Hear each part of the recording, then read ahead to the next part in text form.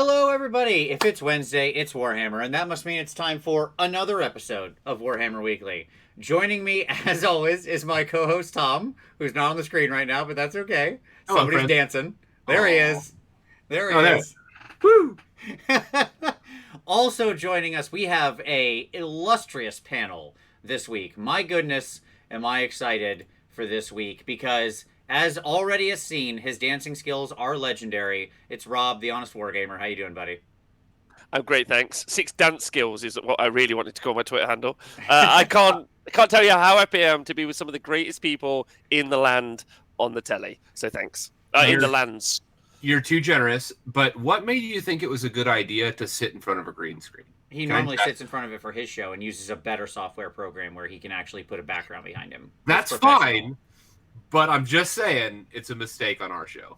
Well, yes, because now people will be able to green screen stuff behind you, which I'm excited about. And I'm excited about it. Just the main problem is that if I put this down, you'll see all the prisoners, and I can't let them out. So Legitimate.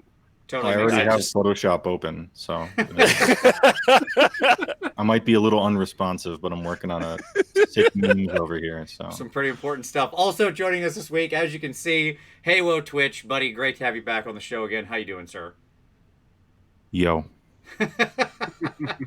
Oh my god, how great are you? You're so great. Everything you do is like liquid gold. I am your biggest fanboy. Don't care who knows it. Just keep being you. Are you reading the guy I paid to say that in chat?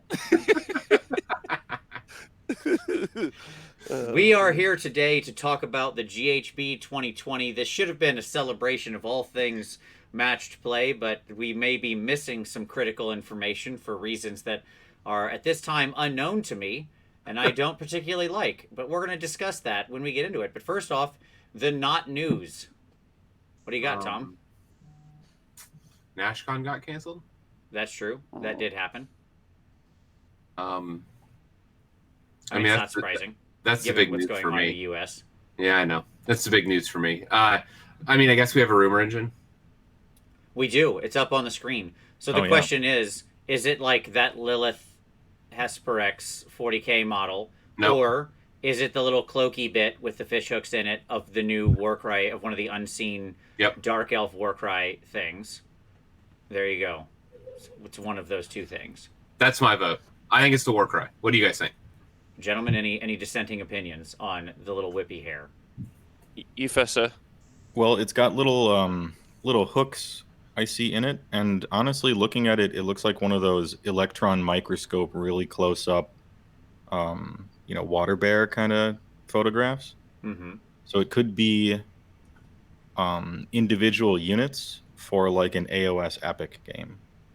Ooh. But it's like a 0.1 millimeter base size, and they have to really zoom in to get a picture of it. I like it. Yes. So we call it ultra epic. So we're fighting at real scale armies, but on the normal table. So you have something like 100,000 troops, 200,000 troops. Full scale stuff. It's Omega epic, and I mean piling in's pretty annoying though. Yeah, that's true. You still have to pile in exactly 3 inches with each individual model. Yeah, you do. You have to measure it too. Yeah, that makes sense. And it sucks because when you measure it, it changes its velocity. By measuring it, yeah, absolutely. Really you affect it, yeah. So you can never get the perfect pile in, yes. Yeah. It's a good point. Just for the Heisenberg fans in the group. And all right. Heisenberg, I tell you. Rob, Science jokes tonight, ladies and gentlemen. I actually can't look at the rumor engine stuff because I get really, really, really deep into it. I actually stopped like about a year ago. I've been a year clean. Thank you, everyone. This is actually a celebration of that. Thank you. Because I get really weird. I like start doing like pictures on the wall in pen and like messaging people weird like fantasy theories like late at night, and so it's just really bad for my like mental well-being. So I don't like to guess if that's okay. I'd like to not be a part of it if you don't mind. I understand. As a recovering engineaholic, it's perfectly fine. We have to respect it. It's super cool.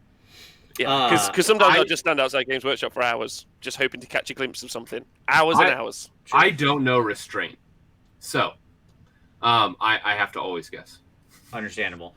None of it matters because nobody remembers what we guessed, and so it's perfectly fine. It's so true. I don't know restraint, Mister. I won't buy an army this year. That's like Hey, And you're yet right, somehow you're right. started 3 new armies. I didn't start. Okay. Not gonna nobody's litigate gonna it. check the tape, Yeah, it's fine. but It's fine. he is right. The way he carefully defined what starting a new army meant means he Yeah, set your technically parameters, passed yeah. his test. Yes. I did indeed set the parameters appropriately. Sure, absolutely. You're like a He wrote a thesis on specific language, so he's got to put the skills to use, right? absolutely, yes. True. It's Beitizu level contract writing, or Beatsu, or however you want to pronounce that. At any rate, couple other just quick pieces of news that from relevant for me. One, I am teaching a class next month, so I am teaching again. It'll be in Michigan, so it's in Lansing, Michigan.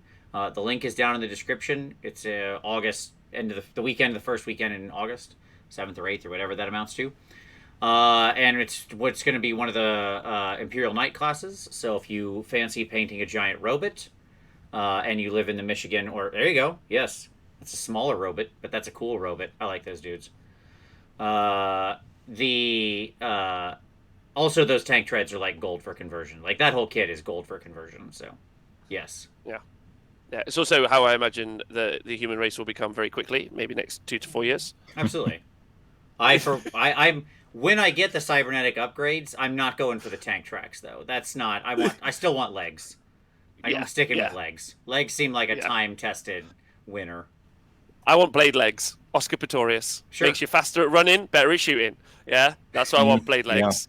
Yeah. It's a good point. You gotta think about all the potential benefits.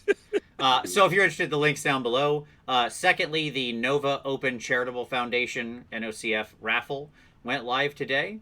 If you're interested in paying a small amount of money to win things like an entire painted army, you can do so with the Nova Open Charitable Foundation raffle. The tickets are usually like $5 or $8, depending on the individual item, and it's a good chance somebody's got to win it. It could be you.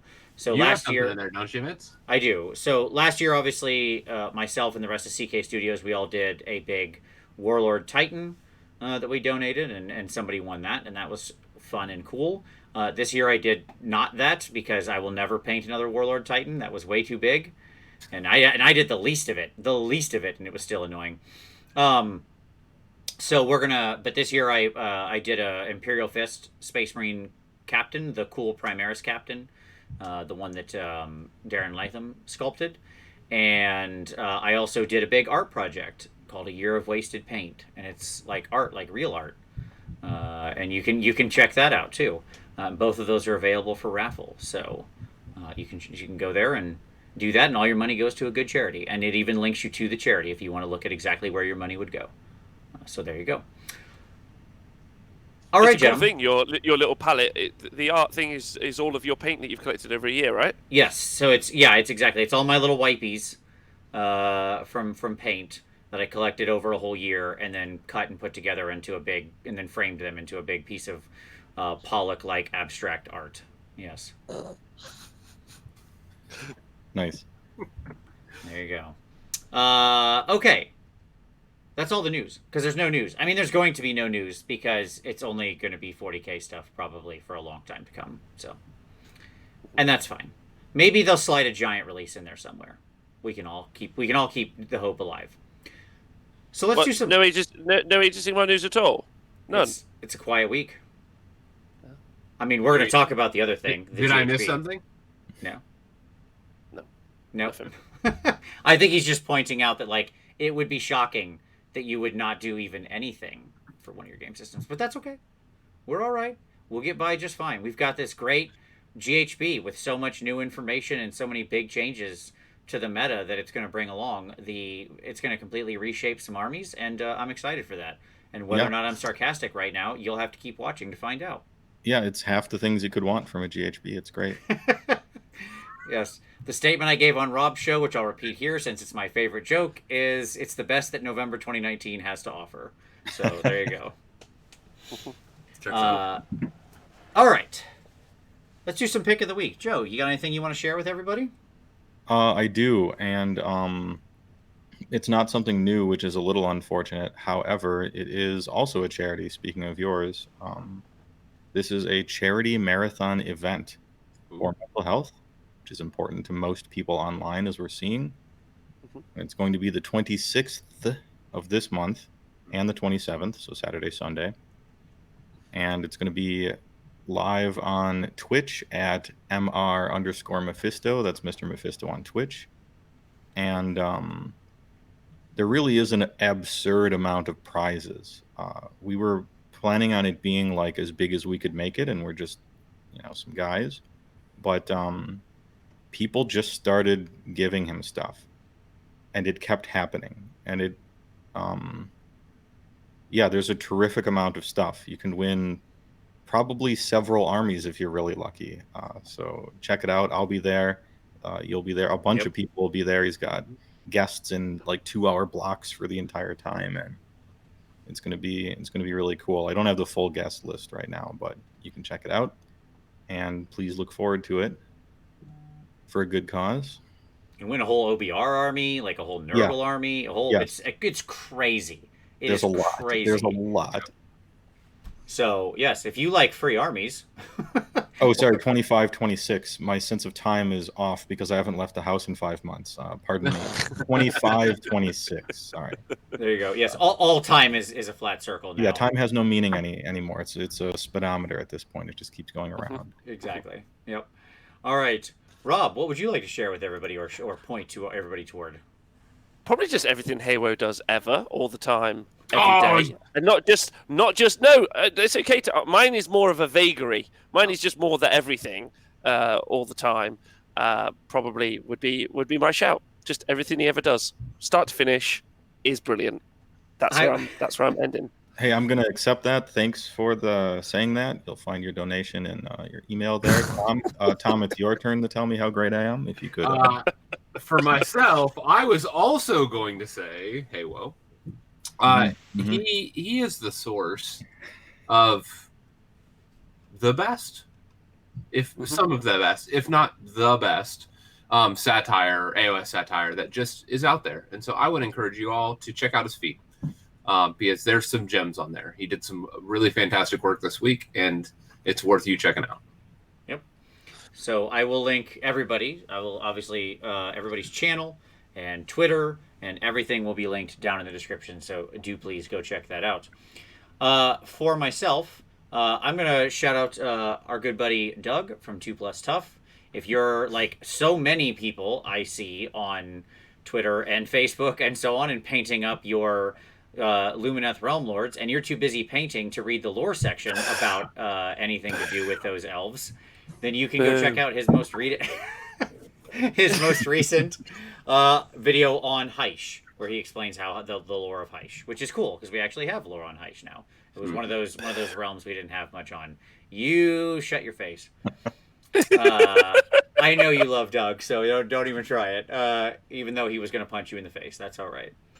I know. Can we talk about the fact that since I was last on this show, I was called a terrorist? Yes, I remember that. Yep. Yeah. Yeah. Also, like a bad faith act. I can't remember what it was. There were some other ones. There's been several. And you're lucky that I didn't introduce you as the newest MP from Nottingham for the Tories. It's Rob. That's what I could have gone with if I wanted to call back to our Warhammer.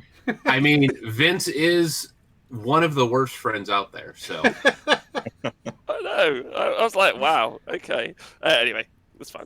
It's all right. That's what happens when you have good friends who love you, Rob. This is the treatment you get. I flipped it on its head, Vince. I flipped it on its head. Like, you call me a Tory, the next day you could sub at the tier 3, which is the most expensive tier, and you get an exclusive Tory emoji. Yeah. So now what you're gonna do? Yeah. I love it. That's right. Look, that's how you don't get to the top of the party without having these kinds of revenue sources. So I think that's exactly that's how it works. Right. Got to capitalize. ABCs. All right. So let's talk about some hobby time. Since we have all basically been locked in our houses and in both of our respective countries, that will probably continue for a while. Joe, what you been working on, man? Oh, you would think so, wouldn't you?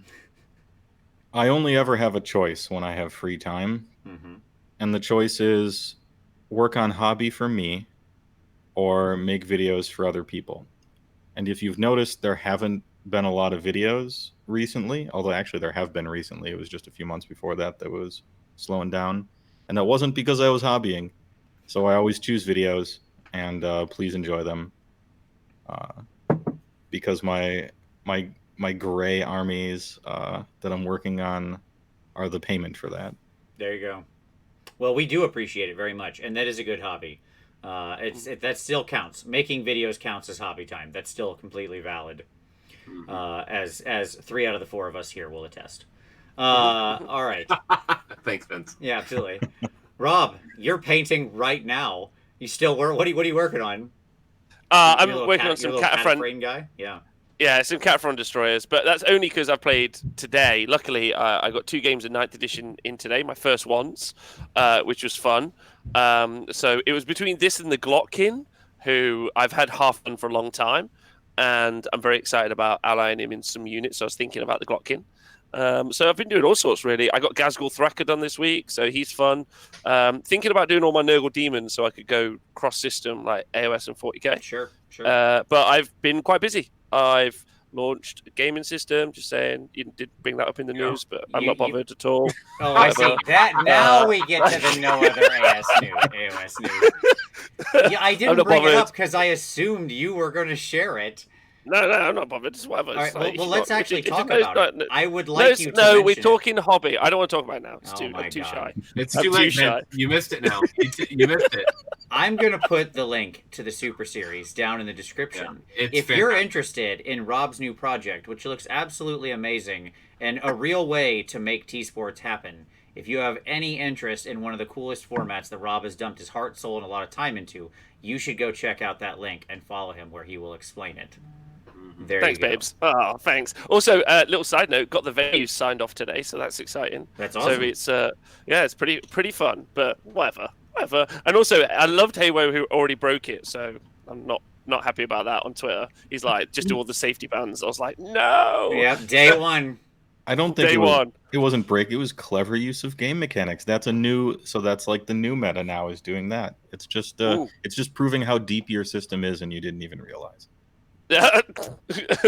Anyway, that's fine. Yeah, what's Tom been doing? That's right. Nothing. Tom has been down here at my house for a while. That's true. He was running a long D&D game, so we didn't get much hobby in over this last weekend, because we were playing D&D for 4 days straight. We were, and my one event that I was looking forward to just got canceled. So, yep. There'll be more events in the future. I don't know when I'm going to go to an event next. Let me say it that way.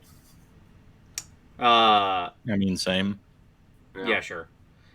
It's that kind of thing. I mean, if we're lucky, we'll still get Holy Havoc at the end of the year, though I don't think you're able to go to that. I'm not sure. No, so, I'm graduating. That's okay. I already found a replacement partner for you, so thanks, man. I have replaced you. So there's no replacing you, Tom. Don't worry. Only for this event. Well, that's all right. Get something back on that hobby desk besides Flamin' Hot Cheetos. Those are John's. I know they are. I forced him to take them from this house, and I cast out that abomination. So, for myself, still working on that display board. It's back there. It's still happening. It's huge.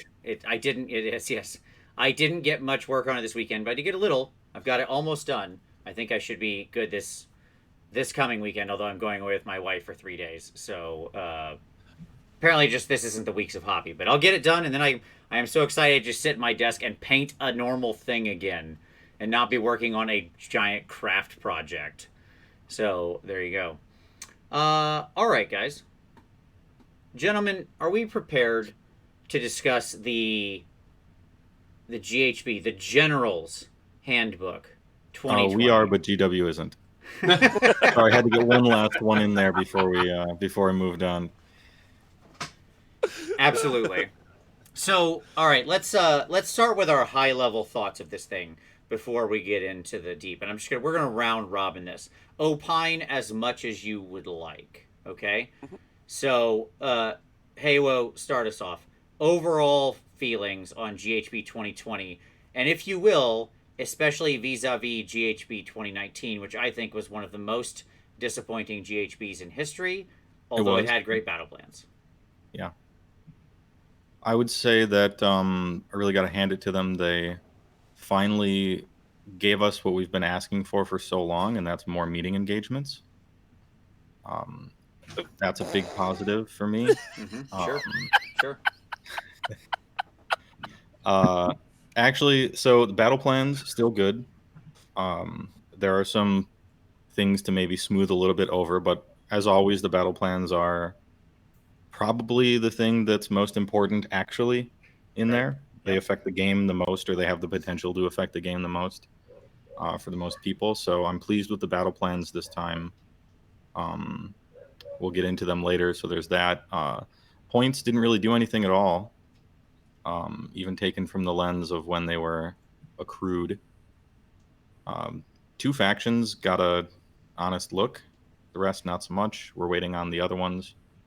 The hero builder Anvil thing is really cool, and I think you're going to talk about it next week, so we're just probably going to touch on it maybe. Yeah, we'll touch on it a little bit, yeah. It's really cool. It's about as good as I was expecting, There's nothing like terrifically unbalanced about it, but you can have a lot of fun building stuff as long as it's not on a normal mount. Right. It's either on foot or a monster. Those are your choices. Yeah. Mm-hmm. And then they took a lot of candy away from all sorts of people, which was unfortunate, and they didn't give us anything back in return. Yeah. So overall, mixed. Yeah. I'm with that. It feels like I'm 2019 again, except with a really cool narrative hero builder duct taped onto the side of it. Sure, I get that. Rob, how about yourself? What's your overall feelings? So I actually think for match play, there's some very solid structural changes, 0 to 3 on the spells, single 5-up, single DPR. Sorry, they changed up, which I actually think was a real positive and a little bit underlooked. They changed up how you start the game off when you roll off, which actually I think is good to some degree. Even less clarity in some ways on terrain than somehow the 2019, but at this point we're more words. But at this point we're just kind of ignoring. They get to the terrain section, everyone goes, "Yeah, cool." Not looking at that. Right. Path to Glory and terrain, same place in our hearts. Flip the page.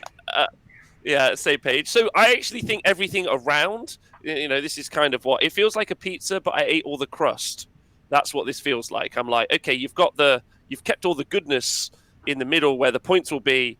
You've got it in a place locked in, and it's an even more secure place than it was before. Is how I feel. And then they just didn't deliver any flavor in the middle, effectively. That's how I feel. All right. Disappointed, but as my mother says, you've been a disappointment forever, and only expect disappointment. And I was like, thanks, Mum. So I've been living that life for a good long time, and I don't mind now. There you go, Tom. I don't mind the objective design. Sure. Yep. Definitely improved battle plans. After that. Yeah. That's it. He's found the one positive. He's locked it in. There it is. Yo, this show is just nothing but overwhelming positivity, huh? Yeah. Don't worry. We're gonna. There is a lot of There'll be smiles and laughs the whole way. We have lots of positive things to say. I think so. There is really anything else you want to say, Tom, or am I jumping in? Were you really being brief to the point of comedy or anything else? No, that's it. Okay, fair enough. It's a perfectly fair response. Here's my answer. High level view. I actually quite liked this GHB of what I have seen, of what I think actually should be in a GHB. The stuff that I think is bad is stuff that shouldn't be in the General's Handbook anyways. Mm-hmm. And I think we'll talk about that basically up front. Okay. Yeah, totally fair. Yeah. Mm-hmm. I think for what actually the GHB should be doing, this was pretty great. I think for the stuff that's clearly no longer right for a publication that runs once a year and takes 7 to 8 months to produce, it's a failure. And there we go. Well, no, it takes 7 to 8 months to appear. Mm-hmm. It's a bit like a child, right? Sure. Not very long to make, but a long delivery time. Yes, you're absolutely right. So let's break right into it, okay? So let's just get right into this. We're going to start actually with the points because I think this is going to be the shortest, one of the shorter sections, not the shortest, but one of the shorter sections. Okay, before we talk about any individual army or points adjustments, point the first I think we'll all agree on. Points should no longer be in the General's Handbook as a printed item in the book. Does anyone disagree with this sentiment? They should be delivered digitally every 6 months. Yes. Yeah, of course. Of course. Agreed. Yep. Agreed. 5 years ago when they published the first one, it was like, amazing, yay, we have points, this is great, and we're gonna get new things once a year, and everything felt fantastic, right? Mm-hmm. And now 5 years later, this feels completely antiquated and way too slow. And hey, a lot changes in 5 years. Okay, so things come and go often, and that's just where we are.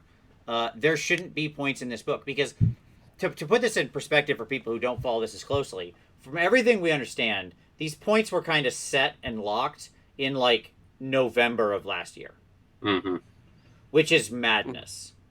That's before basically everything that matters, right? Before everything that came in and was relevant and changed the meta in just like all these armies that changed the meta in catastrophically impactful ways.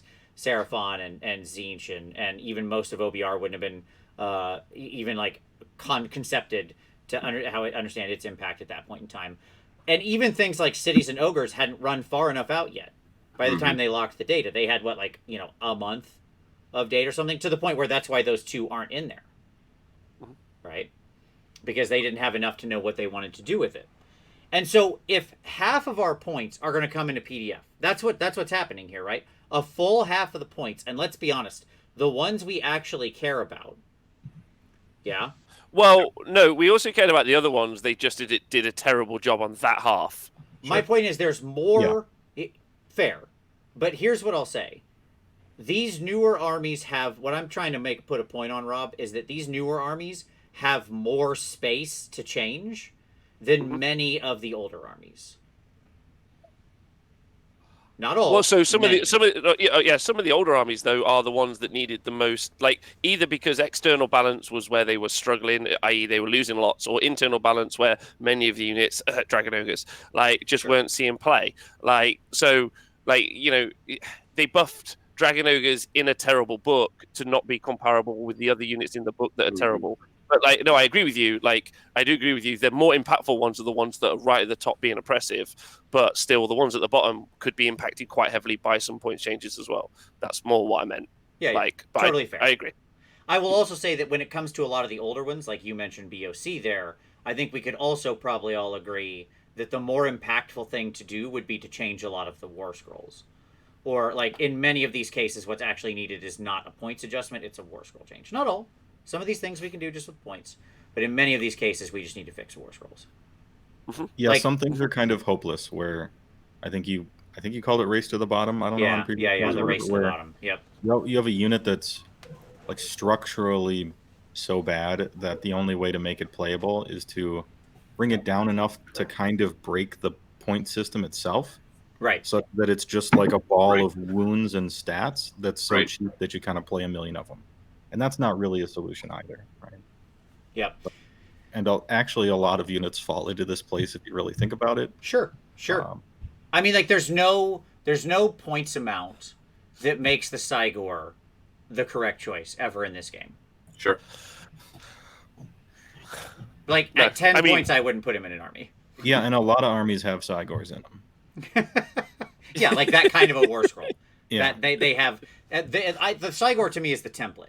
This guy clearly should have a role in the army. You look at him and you go, okay, a cool ranged artillery monster who's actually really good at killing enemy wizards. Theoretically, that's not actually how the scroll works out. Yeah, but if I were to if I were to pitch you this thing, you'd be like, okay, that totally makes sense in this army.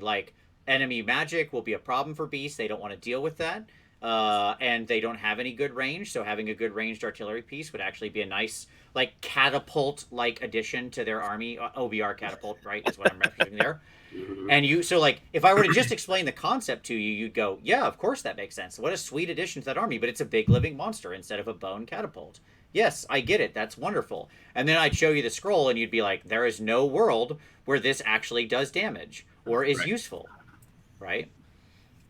So, like, there even and by the way, even things like liberators or stuff like that, right? Like, they should just have some TLC on the scroll rather than trying to lower their points. Yeah, exactly. I was almost gonna say liberators, but I didn't want to rustle any feathers. But yeah, or free lords, or just there's all sorts of stuff. Sure, absolutely. I also think even when you see a new book, and Sylvaneth's a good example of that with the Tree Lords. Like, the Tree Lords were terrible for all of the creation of them ever. Like, there wasn't a singular time where they thought we need to reimagine this because it doesn't work. And so even when you get a new book, new points are the kind of like the other thing as well. But even when you get a new book, you're like, okay, it's basically the same. Like, there have been some good reimaginings, but oftentimes not. It's just kind of like more of the same. It's like, as much as you don't want to say it, because I love the game. I love playing the game. So when we're constructively reviewing these things, people sometimes think that's a bit negative. But the level of laziness that occurs in both the rules writing, the books, the points, like, is like a slap in the face quite often. And especially those things. Like, why are iron guts and lead belchers? I know this is more your area, Haywo. But just why are they like what they are? And also, why are man-eaters what they are?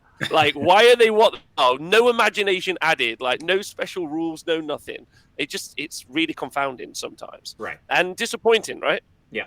Yeah, I know. I think those are great examples. I think we could go through every book and find these, right? And that's kind of the internal parity you're talking about, where some of these scrolls would be brought up to actually be compelling choices in the army. And then that also, by the way, would lead to better external parity, one would think, because they would have a broader tool set to deal with a wider range of armies, right?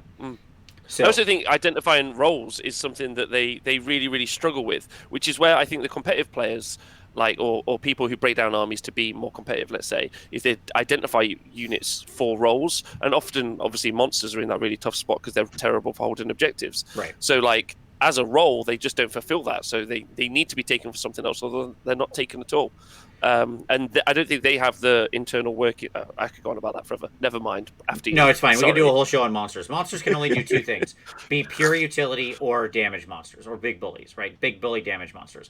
That's how they need to be built. They should all either be like War Shrine utility pieces that just walk around, or just absolute, glass cannons. Yeah, because they degrade, right? Like, you're not paying the X number of points for, like, top bracket, because after top bracket you're paying X number of points for terrible unit. It doesn't make sense. Something like the Ironclad's a good example of a monster that works, because that's all it is. It's a big boat that's a monster, right? And its damage profile doesn't really go down as it gets damaged. It has a ton of utility. It can haul people around. It's a threat at range. Like, the Ironclad's a good example of, like, a good monster or whatever. Yeah. Okay. Yeah. Right. Okay, great. So we all agree points should be digital. Please make this happen, GW. That's my ask. Because it's just, we've already shown we have an appetite, and I think their concern is that we won't buy the book if there's not the concept of points in there. That's nonsense. I'm gonna go buy the book if you put cool stuff in it, and putting stuff like the Anvil of Apotheosis and putting stuff like new multiplayer scenarios and rules in there. That's a huge motivation for me. But if you cover the spread like that, with here are the new battle plans, here are these new rules up refreshes and updates, here are the realms, here's the anvil, here is this thing, people are gonna go buy the book. We don't need the points. Most people just get their points out of the app or out of, War Scroll Builder or something like that anyways. They're not... Who's looking at their General's Handbook for points anymore? No one's getting it from the app, because we're all deleting the app, and we're unsubscribing from the app. We're deleting the app. Azir and the associated app, neither of which are updated yet, the Warhammer AOS app? Yes. Although, unsubscribe. Shout out, War Scroll Builder is updated with the new points. Yes, it is. Because Tony P is a legend. He is a legend. Just a legend. 4 feet tall, but a legend. Yes. Absolutely. Yes. So I mean, there's just no excuse to still be printing these points in a book. It should just be stopped. Then they can actually be done a couple months in advance. Like, they could have been working on the points, and they could be finishing up the PDF a week before publish date of the General's Handbook. Mm-hmm. Flip it live on that day. Easy peasy, lemon squeezy. Right?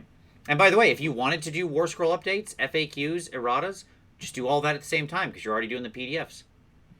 Done and dusted. You know what I mean? So, like, when you want to drop that new Plague Monk scroll, great, just do that at the same time. There you go. I'd also like to volunteer if anyone from Games Workshop's listening. I have a free afternoon, so I can fill in all the points on the Excel spreadsheet you use for the app to get it done. I know you're all super busy, but like I'll give up that time for us all.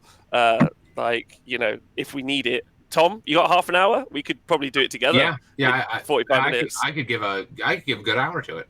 Yeah. We get it done. We're ready. Yeah. So just give us a call. 0800. Don't call us. I think is the number. Well, I got 10 key. I can type those in real quick. Yeah, it's right there. The numbers are. There's a special pad just for it over here on the side of my keyboard. Mm-hmm. Yeah, it's got numbers on it. Yeah, all of them. All right. So points aside. So that element aside, I just want to talk about where we thought points were impactful. Mm-hmm. So. Like where they did a good thing with the points, like where it's making an army interesting or changing something new or maybe bad or whatever, but where we thought they were actually impactful. Because here's what I'll say first off. Most of the points changes in this thing were what I would call giant nothing burgers of nothing, where a couple things move by 10 points. Who cares? It doesn't matter. All right. Hey, Woah, what do you got? Is there anything that you saw that you think actually makes a difference with the changes? What is one that jumped out at you? Let's see. 1, 2. Yeah, I'll say 3, 4. Yeah, about 4. I would say maybe 5. Okay. So that's a lot out of 30. That's pretty good. Sure. We'll start with. I'm not taking Slaanesh because that's yours, Vince. I've got that one. Stay away from my Slaanesh. Yeah, that one's locked down. Let's take Nurgle. That's the easy one, right? Sure. So, Blight Kings 140. Cool. Boo. That's great because Blight Kings look cooler than Plague Bearers. Therefore, they should be like the basis of an army because that's how I decide things. And Rodicus went down to ally range, which is you mean the Glotkin? You mean Glotkin? Sorry, Glotkin. Yeah, Glotkin went down to allied points range, which is a flight risk now. Yes. There are some dangers with the specific wording on his command ability, and a lot of people are trying to jump on that. A lot of different armies are perhaps going to do some pretty interesting things with it. No, I'm excited that Chaos got their own Celestant Prime. Because that's what the Glotkin is. He's like way better in other armies that aren't Nurgle allegiance. Yeah, very much. Like there are probably at least 2 or 3 other armies within Chaos that he can now ally into, where he is actually like a pretty hot pick because of his abilities. In Nurgle itself, I just feel like he's fairly duplicative with other tools that they already have. Right. He's good in Nurgle though because he's the mortal caster with blades, which isn't bad. Right. So he can cast blades, which is and he's a 2 cast, which is also cool. Sure. But anyway, yeah, he's that great pick. Wicked. Yeah. Overall, Tom, what's your thought on Nurgle? I mean, you're a big Nurgle stan. You love him. I think that what they did was they enabled a how do I want to say this? They made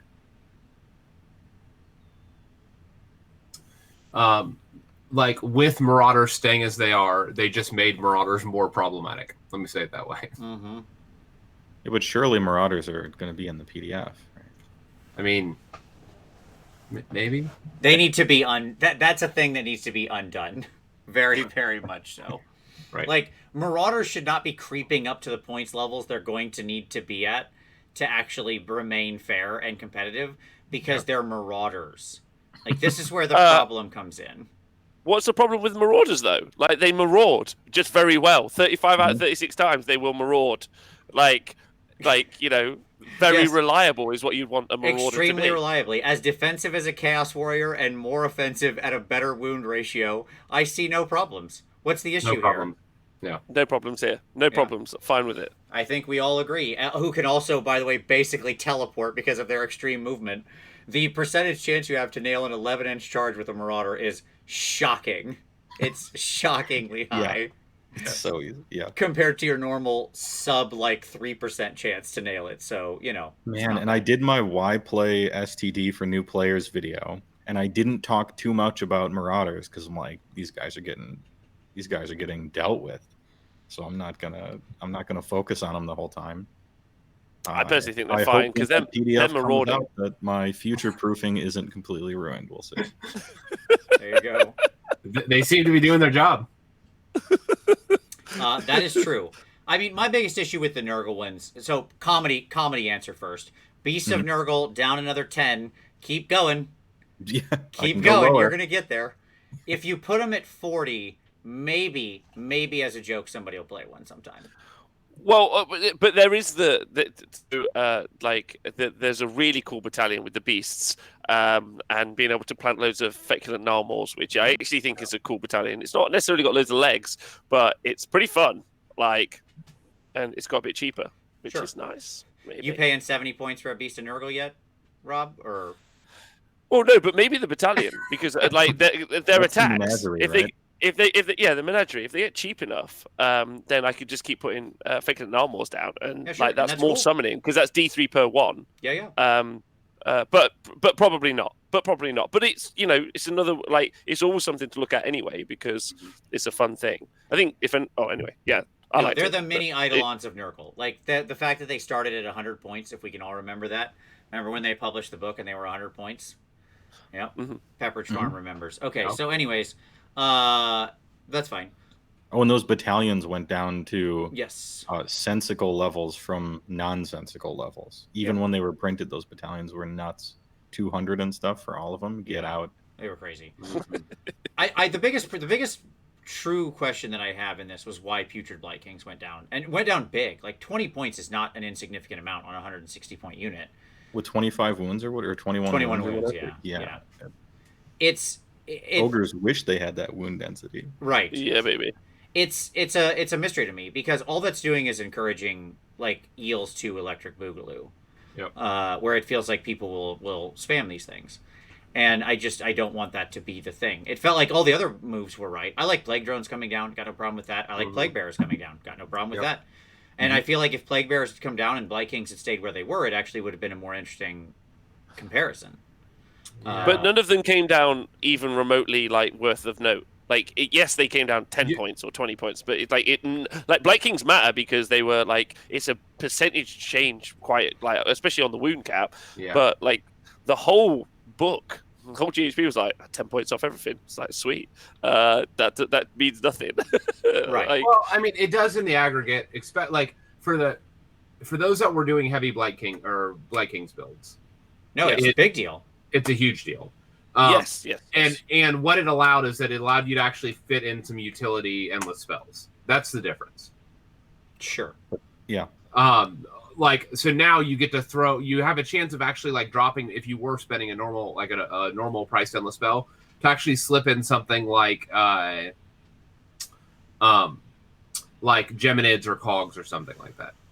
You're inching now from the low to mid cost endless spells to the high cost ones, which can be a very large jump of utility. That's what I would say. I would also say the Great Unclean one coming down was also a good move. I like him dropping 20. I think that feels right.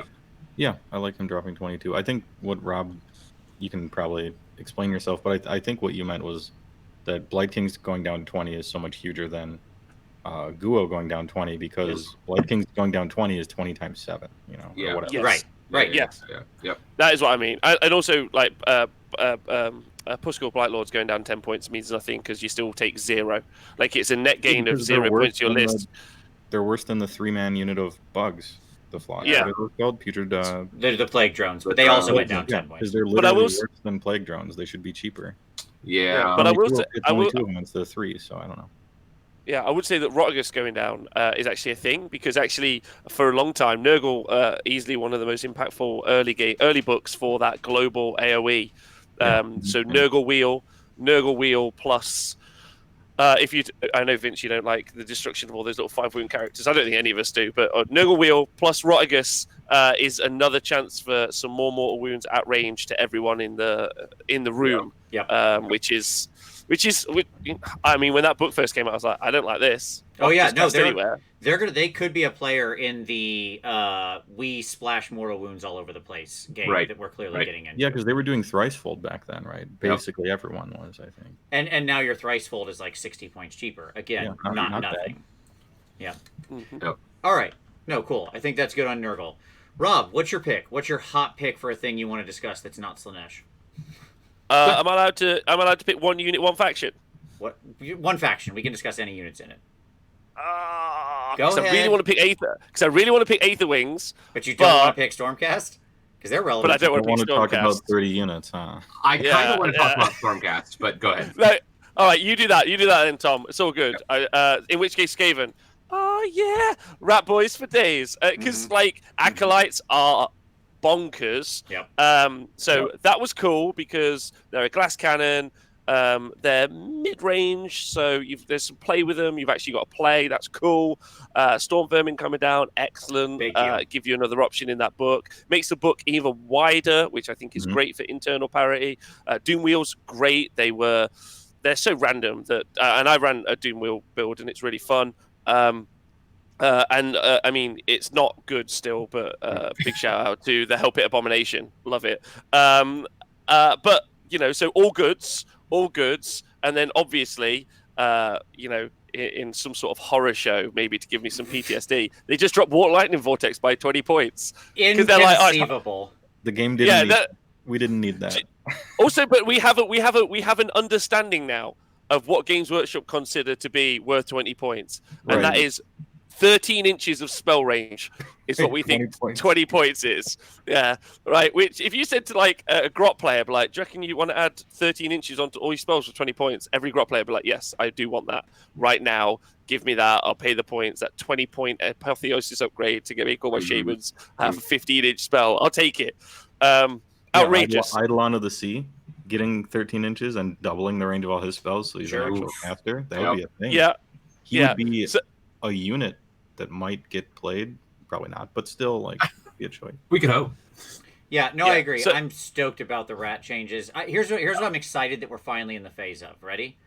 So when Skaven came out, they were so busted on points and just so sideways that we had 2 cycles of only the egregious points going up, but nobody noticing that there was also half the book that was overcosted. Yep. Right? But the problem is that became noise to the signal of please raise the cost on these things that are way undercosted.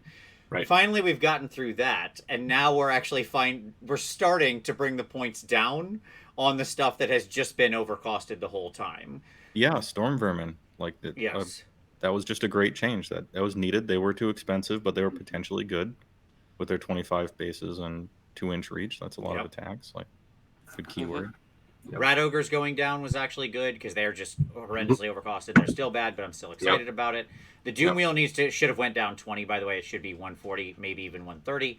Because of the randomness, it can do something or nothing very easily, but that's Skaven, so that's fine. But I mean, it's pretty good. Having used the Doom Wheel a lot, it's there's actually more impact than you would think, especially in infantry heavy game generally, because you're doing a lot more for that one. What is it? 50 points now.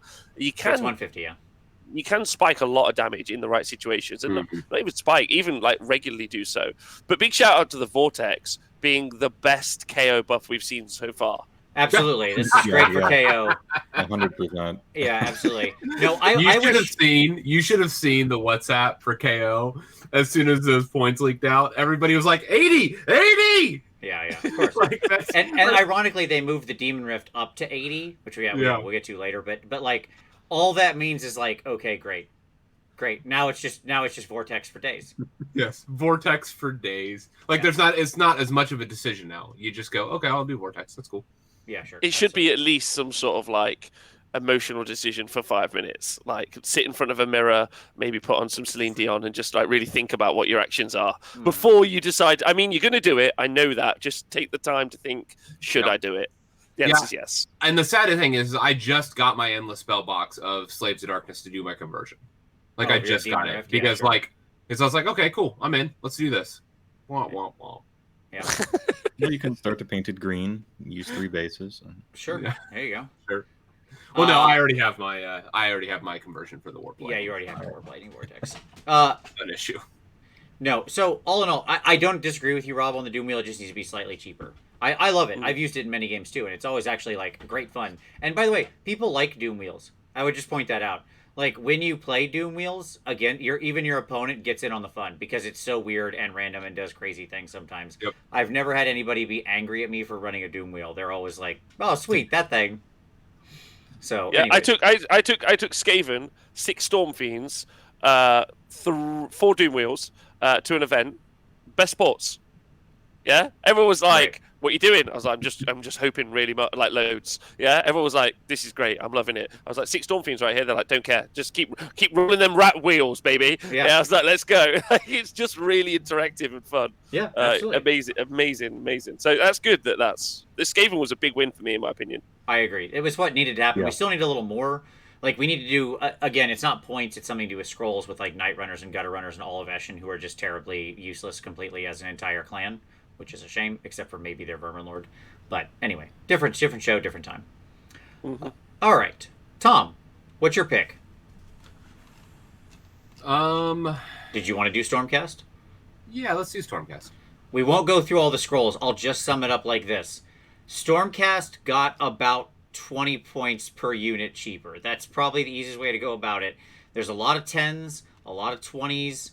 Yep. It's just a shocking number of drops across the board. Right. So, yes. Yeah, I mean, what I would say is this. I think it's going to put your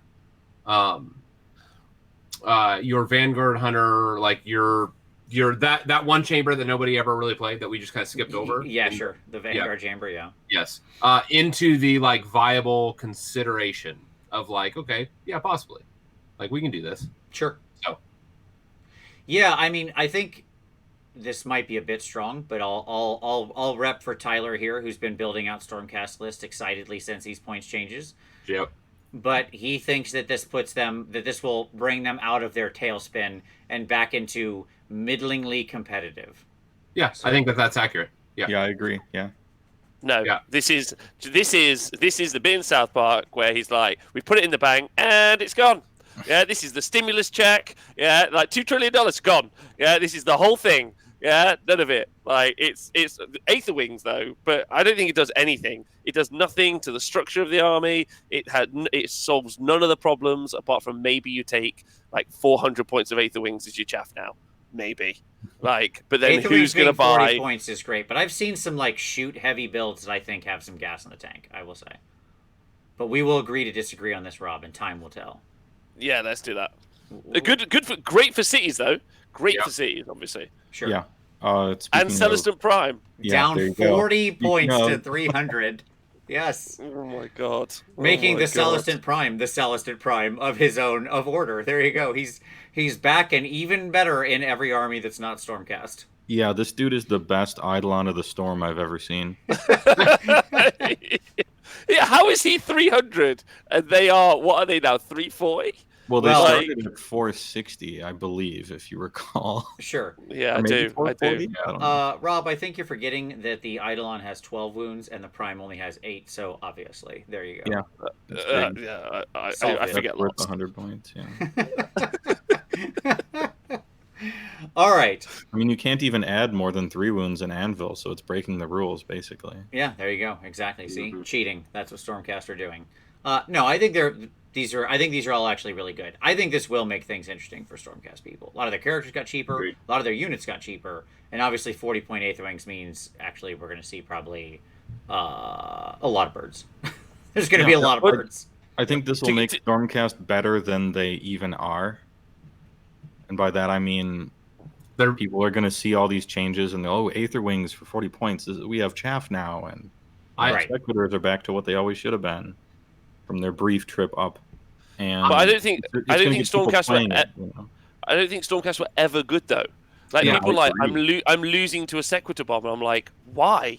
Like, do you not have hands or eyes to see what to do? Like they're a non-flying melee unit. Just stick 10 guys in front of them and you'll win the game. Like, how hard is that? Like, I don't know. That's what I did. But I mean, it's going to get more people playing it, and the more people who play it, the more will accidentally do well sometimes. And so I feel like that's good. Yeah, agreed. As impactful as their points changes were. Mm-hmm. But there might be something interesting in here. I haven't deep dived into Stormcast after the changes, so I don't know. But mediocre, sure. they've risen to that now. Sure. Yeah, I mean, I would expect shooting is good now, and they conceivably have good shooting. So hey, yep. You know. I would expect the community article to say something along the lines of, like they're as good as they've ever been, or something like that. Sure. Yeah. Because I mean, they're just deadly as ever. just as deadly as ever. Well, yeah, I was trying to stay away from the deadly as ever. That's clearly ogres. No, that's a meme. That's great. It can apply to anyone. Yeah, it does. We share our memes. Yeah. I don't know. I have hope that I think that there will be some builds that will be very frustrating. Will be competitive and very frustrating. Let me say that. Oh, for sure. Yeah. And that's the real goal. right. Is that somebody will play them at high, at like high level competitive light, and there will be a build or two that are going to do well. But I also think those build or two will be very, very, very frustrating to play. Okay. Like I think, I don't want to go into MP too much, but I think that there will be a lot of people complaining about some of those Stormcast shooty builds. Okay, all right, fair enough. Mine for impactful and not in a happy way is going to be, of course, Slaanesh. Oh boy. So let's tuck into this. This is the rare quad nerf. Not many armies have gotten the quad nerf, but Slaanesh is now the recipient of the quad nerf. Now, I'm not ultimately super unhappy about this. I'm going to love having our low 40% win rate. I'm going to enjoy it. It's going to be great. Everybody can shut their face, and it'll be wonderful. No, I mean, so when I say a quad nerf, what happens? There are 4 independent nerfs here that happen to Slaanesh.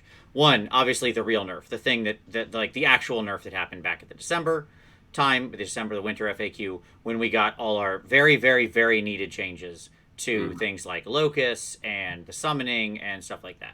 Yep. Super on board. It was great. And to be clear, the job was done. They won. Yep. Slaanesh had been brought to heal, and it was where it should have been. So then second nerf is right now with the points. Yes, Fiends went down. I'm sorry, Fiends are bad.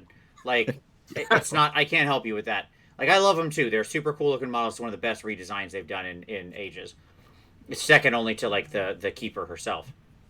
But this army is Hero Hammer. Slaanesh is Hero Hammer. The engine of Slaanesh is your heroes.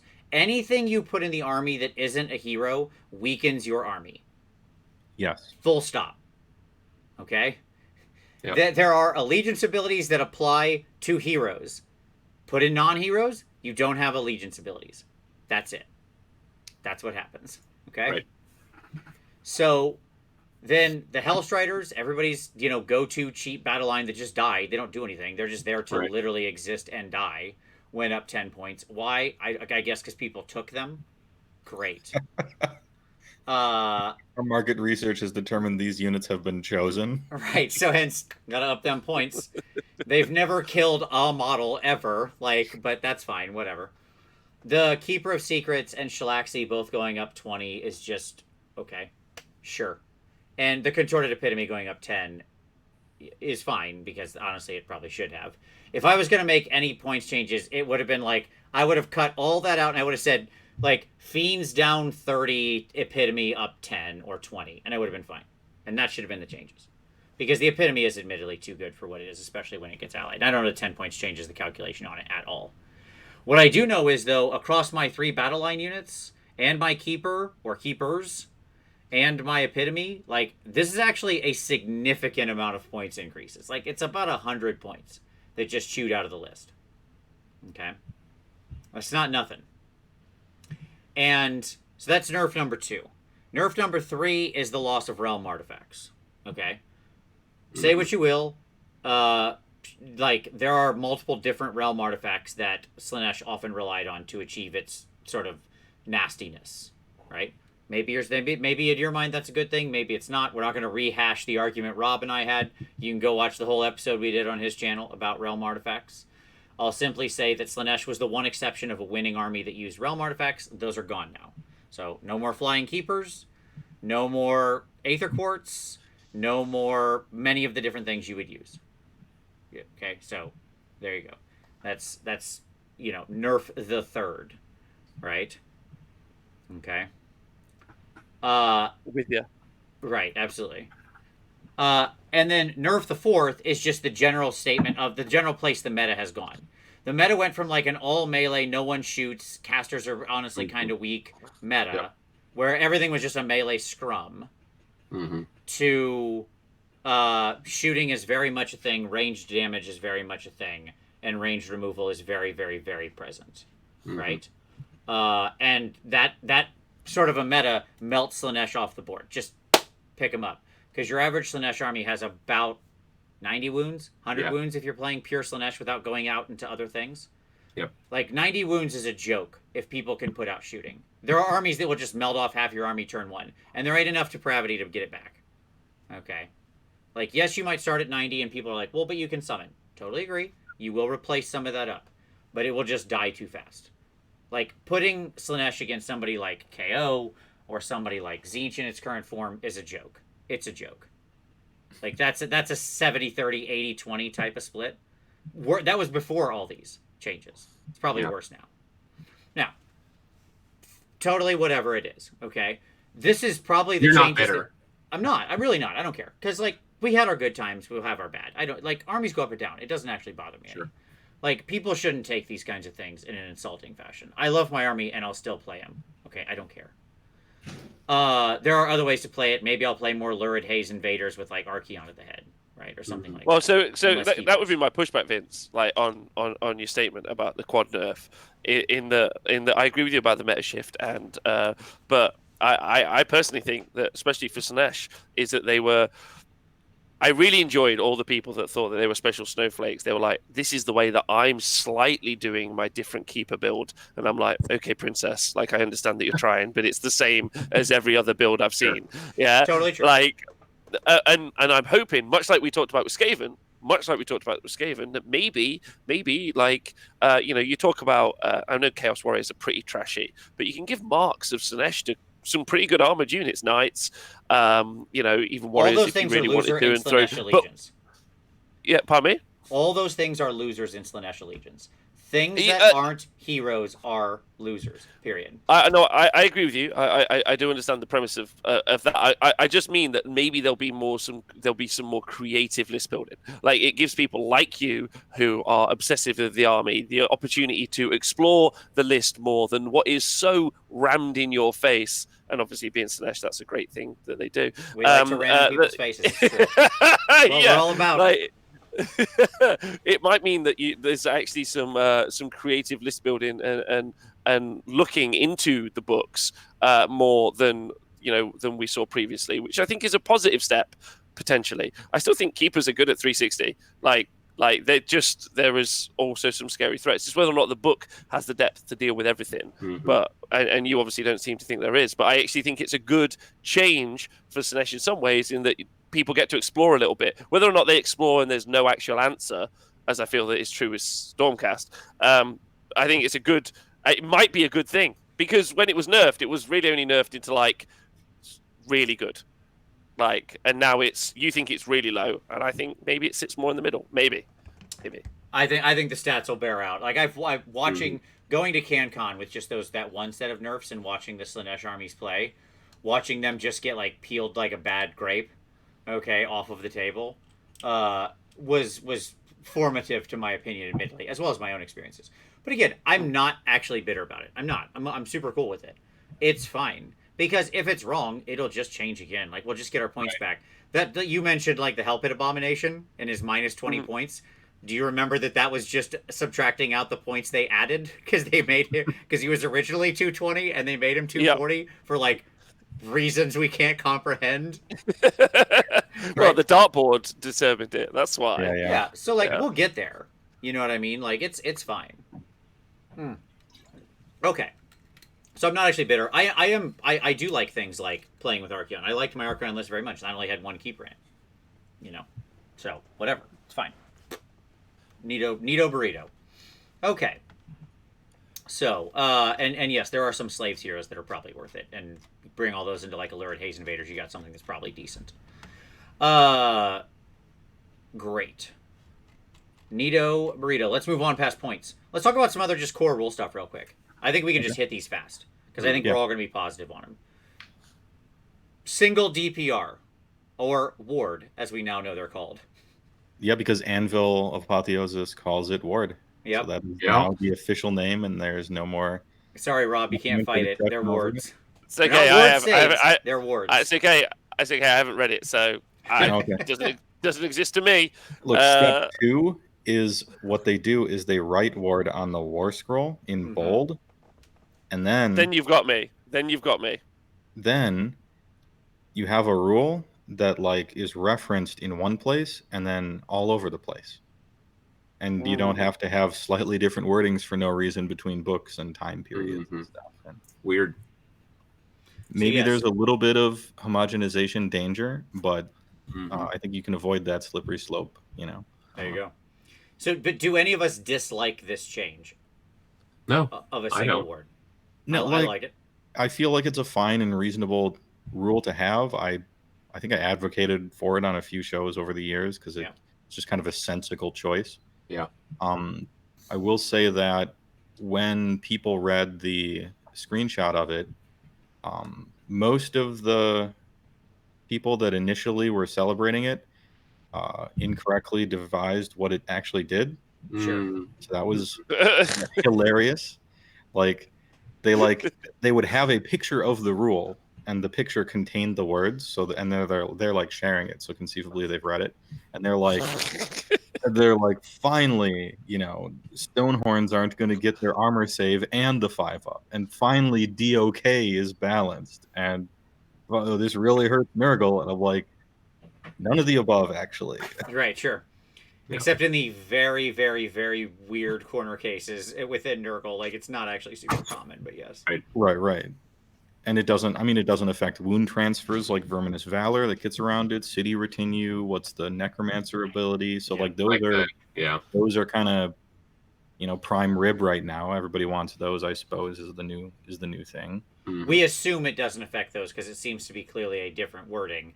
The FAQ could maybe say they otherwise. Intended for it to hit those and they just failed to type the words. Like that's possible. Is that a noise? I'm here. That was Rob's noise. Yes. That's me laughing at you. Everything you say, I'm just like, I love it. Carry on. Sorry. But who does this rule really hurt? Like it doesn't happen as much as apparently people seem to think it does. It's a good rule to have because it's just a clean rule to have for the game. Sure. Right. But it does kind of only affect death and then some weird Slays the Darkness stuff. Yep. And it affects death as a Grand Alliance, which for the most part is looking kind of rough. It doesn't really hit OBR. I mean, they got their shield tilt for mortal wounds, I suppose, plus the 6-up, but that wasn't even really necessarily a thing. No, I agree. I think overall it's actually kind of a minimal. I was trying to choose language that was okay for the show. Go on. You're fine. We're about to talk about the Ghoul King, so anyway, go on. Sure. Rob, any thoughts, any negative on this, or are you all right with this one? All good. Don't care. Right it's fine. Yeah, like whoever's hurt by it, I don't care. Sure. It's fine. I think it's mostly not actually as impactful as people think. 0-3 on the spells. Seems fine. Seems positive enough to me. Anybody negative on this? I've played against 10 endless spells, and I'm generally cool with whatever happens. And if stuff is really toxic, I usually just find it neat or interesting. This isn't the case for most people, so a lot of the whole, you're in endless spell prison and you can't move. People probably didn't like that, so curtailing that is probably a positive thing. Yep. Oh, just to answer something in the comments real quick. Somebody said that the multiple DPR thing hits Croak. It doesn't if the bodyguard exception is separate. Right. Yes. So because as it stands right now, it seems like the bodyguard thing of a wound transfer is you're passing off from this rule. Right. Yeah, there's no negate. It's just putting it on someone else, and it happens before you're applying the wound, and it specifically says when you allocate a wound. Right, because traditionally the way that it's worked is that you can pass off, and if you don't pass off, then you can ward save. Yeah. Right. Yeah. So again, barring some kind of FAQ, which could certainly come out and say, no, we meant these things. We meant these things too, right? And that's how it works now, right? How would you feel about that, though? How would I feel about that if that was the thing? I still wouldn't care. Yeah, I'd be super fine out with and it. they're like, no, you don't understand. No re-rolling, no wound transfers. Like, how do you feel about it now? first of all, no ward should ever be rerolled. One of the worst things in the world ever is Blessing of Cain. Correct. Like, wards just shouldn't be a rerollable thing. They shouldn't write that in there.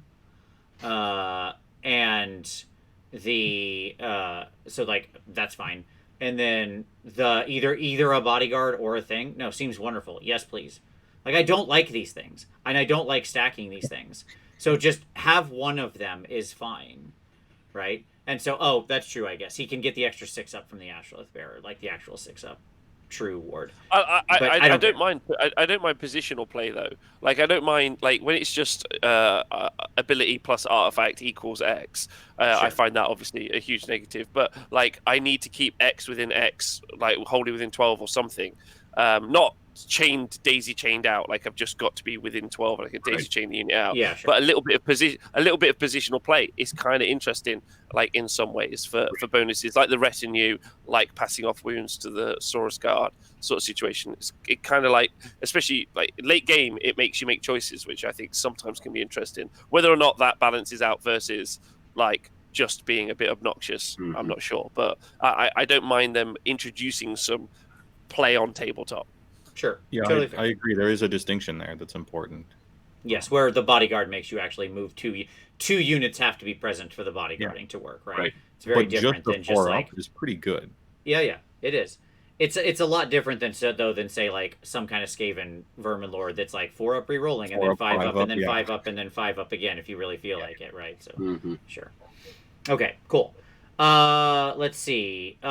Triumphs went back from. I guess we decided we didn't need 6 triumphs. We only need 3, but it's the 3 good ones in my opinion. The only one I think that's lost that's kind of a shame is the command ability one, where you could spend a triumph to or whatever. So, well, OBR's pleased. They couldn't spend it anyway. Sure. Yeah.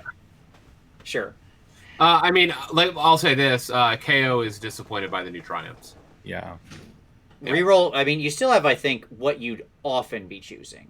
Not always, but often, right? You've got reroll hits, you've got reroll wounds, and you've got reroll saves. That's the new 3, if memory serves off my head. Yeah, those are the new 3. Yeah. But what I'm saying is that like before you could spend your triumph, like because they specifically tied the KO a bit like command ability or the allegiance ability to triumphs. That causes a problem. Sure. It means that as the triumphs change, that ability gets better or worse. Or better or worse, right? And this time it got worse. Yeah, that's fair. All right. Anybody else feel this was bad? I feel like at best it was like neutral to good. Sure. Yeah. I mean, it helps me. I only wanted the first 3 anyway, and I have to go for triumphs all the time because they're buffs. Yeah, they're. Look, if you're playing ogres, it's all about playing roulette, so you got to go for it. You know? Oh yeah, it's the damage casino, baby. That's right. Got to roll those 7s. Absolutely. Okay. Let's see. I think that's most of the sort of generic stuff I wanted to talk about. What's that? Kill points? Well, I'm going to talk about that in terms of terms of like the auxiliaries and that stuff. I think we frame through the lens of the battle plans because I think it's not meaningful without that. So, speaking of battle plans, why don't we move to those? All right. Mm-hmm. I think I'm actually really, really excited about these new battle plans. I think these are leaning in the direction of what I was saying needed to happen with the battle plans some weeks back, when I was saying that what we need is a secondary way to get victory points. So again, if you've ever played like the Coalition of Death multiplayer scenarios or the Triumph and Treachery multiplayer scenarios or any of those kinds of things that have come out in previous GHBs, there are generally multiple paths to victory, which include like stand on a thing or do a thing and you directly earn victory points printed as part of the scenario. Okay, which is what I wanted to see. Like another way to get victory points besides just stand on the thing and it gives you a set amount. And that's actually what we got here with some of the battle plans, where like if you have a leader, you get an extra point, or if you have a monster, you get an extra point, or if you have a battle line, you get an extra point. Like there's some of that stuff going on. But there was actually some pretty big changes here across the board. Before we get into the specifics, gentlemen, what's your thoughts on the battle plans? Mostly positive, mostly negative? You like the changes? I like them mostly. Okay. Like Same. the new guys? I also like them. I think they've started to move forward, which is nice. It it's sometimes a little bit jarring, isn't it, when you read the structural stuff like we've talked about, battle plans, DPR, 0 to 300 spells, and you think, well done, boys, you guys are really paying attention. Yeah. And then always the juxtaposition is the points. Like, you're like, who are you who does this, and who are you who does that?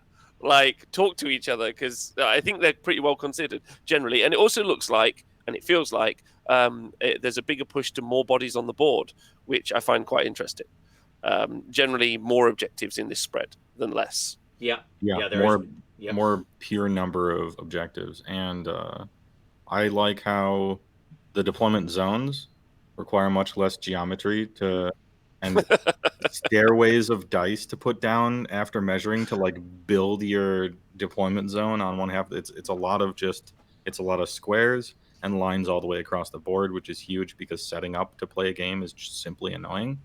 And the less time that takes, the better. Yep. Your point, Rob, cannot be understated.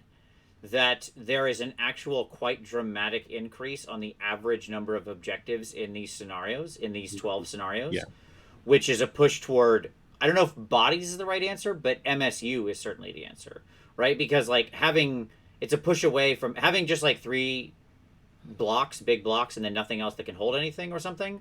A lot of these have 6 scenarios, or 2 big blocks. Let me say it that way. 3 would probably be fine. Having 2 big blocks or something is going to be challenging in maybe some of these scenarios, because there's a lot of these with 5, 6, and so on. Yeah, and an army with 2 foot heroes and that's it is going to find itself struggling on a lot of battle plans. Yeah, the more than just duality like it used to be. Right. Yep. All right, so let's just burn through these real quick and give some opinions.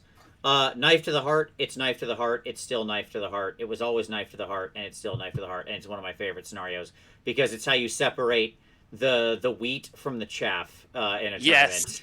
Yes, Vince, preach it. It's the best. Also, watching 2 people like commentating on a game in Knife to the Heart is so fun. Yeah. It's like I love cowboy films. It's just 2 people like absolutely. Who's gonna go? Or every knife to the heart is the end of the good, the bad, and the ugly. Every time. Yeah. Or the weird sort of CIA film where the bad guy and the CIA agent shake hands and collaborate on a win. It's any of those 2. Could be either. Yeah.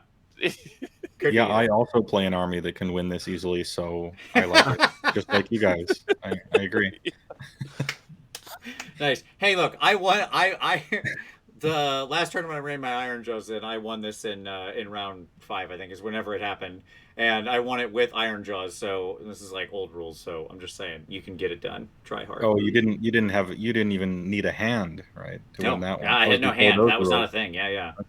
So you can get there with just people who run. It can happen. Oh, yeah. I was gonna say with daughters, but that doesn't count. You Tom, I really respect the self knowledge there. I appreciate you limiting. I steamrolled over my opponent once I had driven them from the board by murdering them. Yeah, I found it easy to take their that spot. Doesn't count. It was like the good and the bad and the ugly, except every cut to was just a desert. There was no one there on the other side. That's fair. Yes, absolutely. Okay. Total Conquest, where we see one of the first additional items.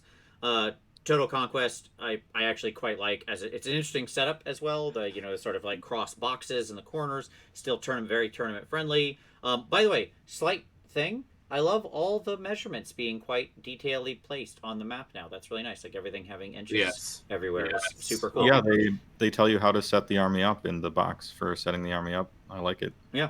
2020, we did it. There it is. We did it. Doesn't matter. It doesn't matter when we got there. We're here now. It's fine. It's right. So obviously, Total Conquest has a new rule that all the same rules, like one player or 1 victory point for each objective you control. If you take one previously controlled by them, you get a bonus victory point. But as well, if a player controls an objective while there is a friendly leader unit within 6 inches of it, they score 1 additional victory point. Mm-hmm. Again, interesting on a 4 objective scenario, and a cool way to get extra victory points. Interesting. That's a brilliant final rule there. The player controls an objective while there is a friendly frost sword on Stonehorn within 6 of it. I like that. That's a good one. Also, Frostlord on Stonehorn, big base, and there's no clarification as whether or not a hero can cap the bonus point twice, right? That is correct. Mm-hmm. As it stands right now, you could, in many of these where it says if an A is within the objective, that A could be technically within the realm of within 6 inches of multiple objectives. And so theoretically give the bonus to both of them. Because that isn't FAQ'd like a unit models can only control one objective. Sorry, we can Corn Dragon this one or not? Absolutely. Oh, yeah. Like all the way across? It's possible, right? I don't know. Because he's both a leader and a monster, so he's actually double dipping on these bonuses. Yeah, he's done. That's right. Yes, all right. Battle for the Pass. Okay. So Battle for the Pass is Battle for the Pass. Yep. Big wins here. Big wins. Almost as big of wins as Knife to the Heart from my experience. Mm-hmm. The problem with Battle for the Pass will always and continue to be the setup for this is very tournament unfriendly, right? Like, don't get me wrong, I like it's the French but they've flag. changed they've changed the deployment zones, haven't they? They're like it's not pointed now, isn't it? Flat now, not pointed. No, new Battle for the Pass. It's the French flag. Yeah. Perfect. Yep. See, that's better because that pointed deployment was awful. It was, yeah. So that is a nice change from that, but now it's gone back to just like, okay, it's just hard to play at a tournament where the tables are back to back with each other, right? Yep. Where they're right next to each other. Mm-hmm. Just thankfully we won't be dealing with that for years. This is a good point. So I guess what am I complaining 6 feet about? apart, so it's fine. Yeah. Yep. Other than that, it's Battle for the Pass. All right, Star Strike. We're back to just 3 drops. No more re-rolling the 2d6. Now we're back to just 1, 2, 3, even odds on the spread. Boo. Well, I loved the idea, but the problem is the execution of 2d6 doesn't actually work, because what it meant was there's this thin bar in the middle where they were extremely likely to be. Mm-hmm. It was bell curving, yeah. Yeah. Yeah, it was statistically, but that's like the awesomeness of Warhammer. In the 12-inch charge occurs, the 5 1s on the 2-up save happen, and sometimes it lands on the 12 or on the 2. And I actually think that slight difference, if you're going to have something random, have it at least be like there being some potential, like that risk versus reward mechanic is much lowered in this versus the 12. And I think that is sometimes the very beauty of the game, is that sometimes mad stuff happens, and that's kind of fun. Tells great stories. And I don't think that's probably a very off competitive, just like it's battle not. plan. I loved it for the like, same reason, because we all love when that happens, when the boxies drop or the snakes drop, right? Like it's unexpected. It's cool. May I offer a compromise? Please. Okay, let's go back to more than 3 spots. Let's go back to like 6 or 8 or something like that, but put it on the D66. You know what I'm talking about? The D66, right? Oh, so it's even distribution, you mean? Yeah, you can even distribution it out. Yeah. And so it'd still be unusual for it to go to the outer edges, because you have like 8 spots and there's only 2 results out of 8 that are the outer edges. So just statistically, it is more likely to be in the middle 6 than the outer 2, right? That's just kind of how math works. But you could have an even spread distribution while still maintaining the unusual, oh, holy crap, one shot to the edge of the board and no one was there, right?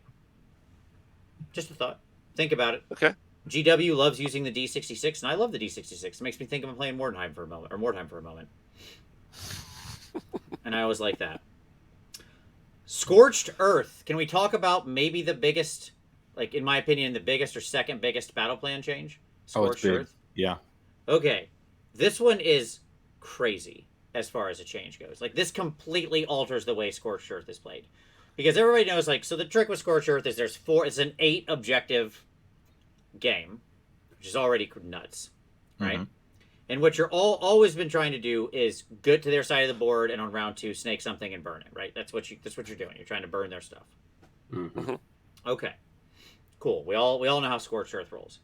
However, this new rule, so at the end of their turns, each player scores 1 victory point for each objective they control. Cool, same as always, no problem. I've got my 4, you've got your 4. Life goes on, right? However, starting from the second battle round, at the end of each of their turns, a player can raise an objective they control in enemy territory. An objective in enemy territory cannot be raised while there is a leader unit within 6 inches of it. Cool. Wow, that is like massively different. And by the way, like, it's worth saying this. That condition isn't restricted in KO. because KO, like the people being in boats, only counts towards taking control of an objective, but not and being so near like objective. right. So if you have an admiral in a boat, right, as long as he's within range of that objective, you can't cap it. Yep, that's right. So who do you think that this was geared towards trying to help? Do you think it was trying to towards ogres and KO in like you recognize that they don't have a lot of bodies necessarily on the board in these instances, so like give them some sort of mechanic to help defend? No, I don't think they were thinking about specific armies whatsoever. I agree with that. I think they were. I think they played a game of Scorched Earth, and somebody ran across the board and just like lit stuff on fire, even though they had guys near it, and they're like, "That's BS." And that's how we got this, which is a good change. So yeah, it's a good change. I'm not making fun of them. I mean, I am, but you are. But it's great to hear you do it. So thanks.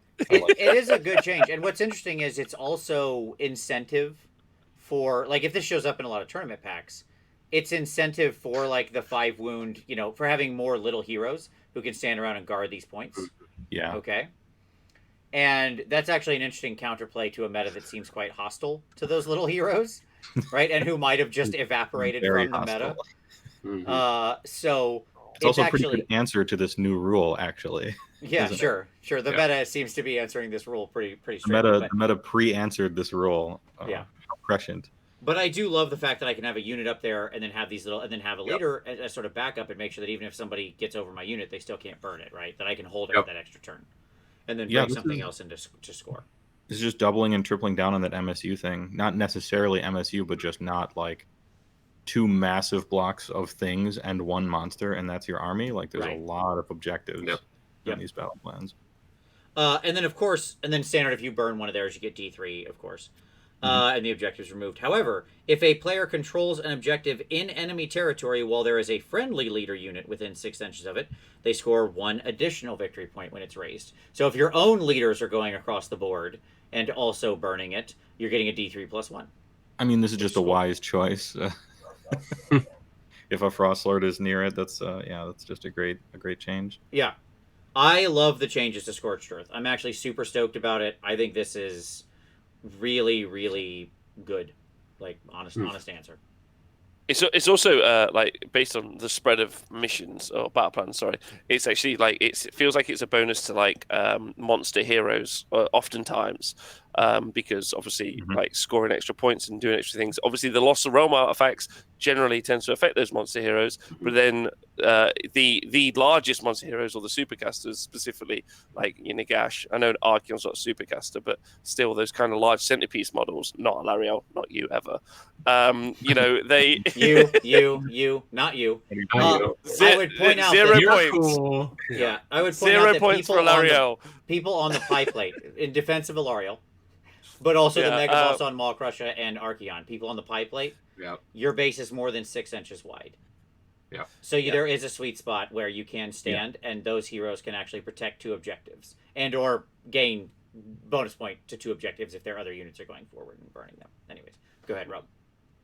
No, I was just saying that it's there's a not, I wouldn't say a monumental shift, but there's at least like a nudge or like a thought that you think actually a large monster hero might be not more viable because they were already generally quite viable anyway when they were taken, but there's room for them to be in the list. And actually, if your army has the ability to have them in your list and they don't suck, bloodthirsters, then you have an advantage, and some books don't necessarily have those things in their list, or they don't want to take those things in their list because they suck, if that makes sense. It does. Do you see what I'm trying to get at? Totally. There's a bit of disparity in the battle plans. Now, there was always a disparity in the battle plans because battle line units normally were the crux of a very good army, most traditionally, and bodies on the board is always strong in battle plan games anyway. So maybe this is a counterbalance, maybe to battle... to hordes or bricks of men being quite as effective, right? If that, do you know what I mean? There's a kind of counterplay there. Yes, absolutely, yeah. As is the next one. So focal points. I've always liked focal points. I think it's actually a very fun mission. And focal points is more or less focal points. It stayed largely the same, except that if a player controls an objective while there is a friendly monster or friendly behemoth unit within 6 inches of it, they score 1 additional victory point. Yeah, another wise choice here.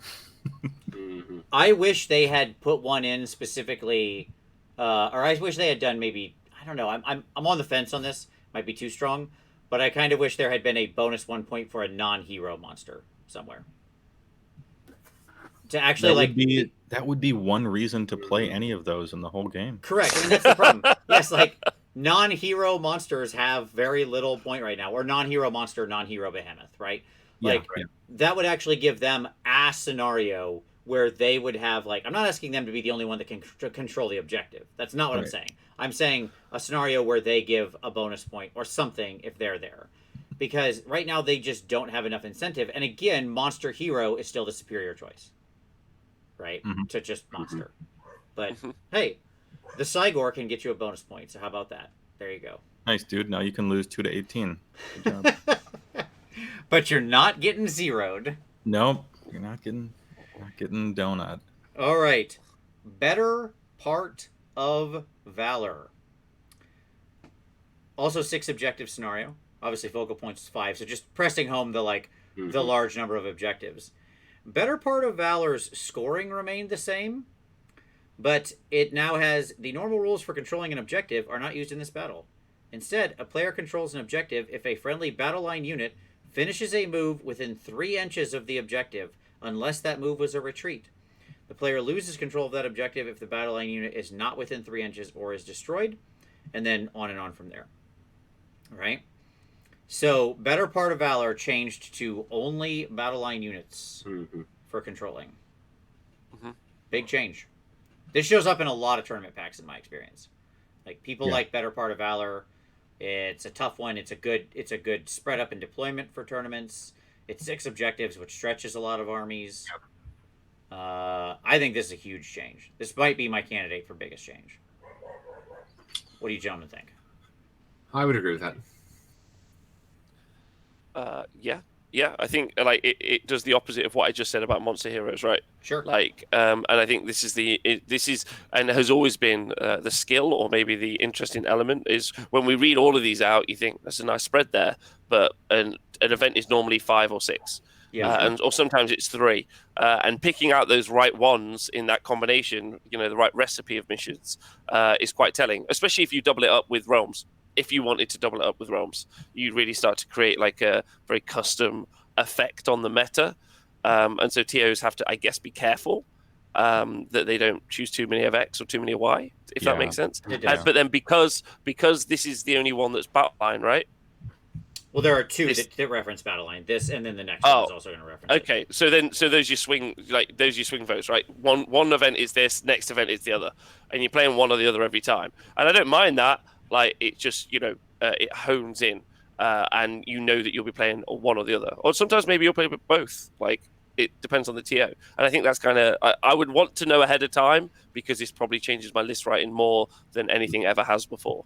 Absolutely. Like if you have better part of valor and shifting objectives, for example, because that's the other battle line one, both in there, and you don't have the leader based scenarios in your tournament pack, that is actually a big change on your list writing. Flip that story, it is very different. Right? Yeah.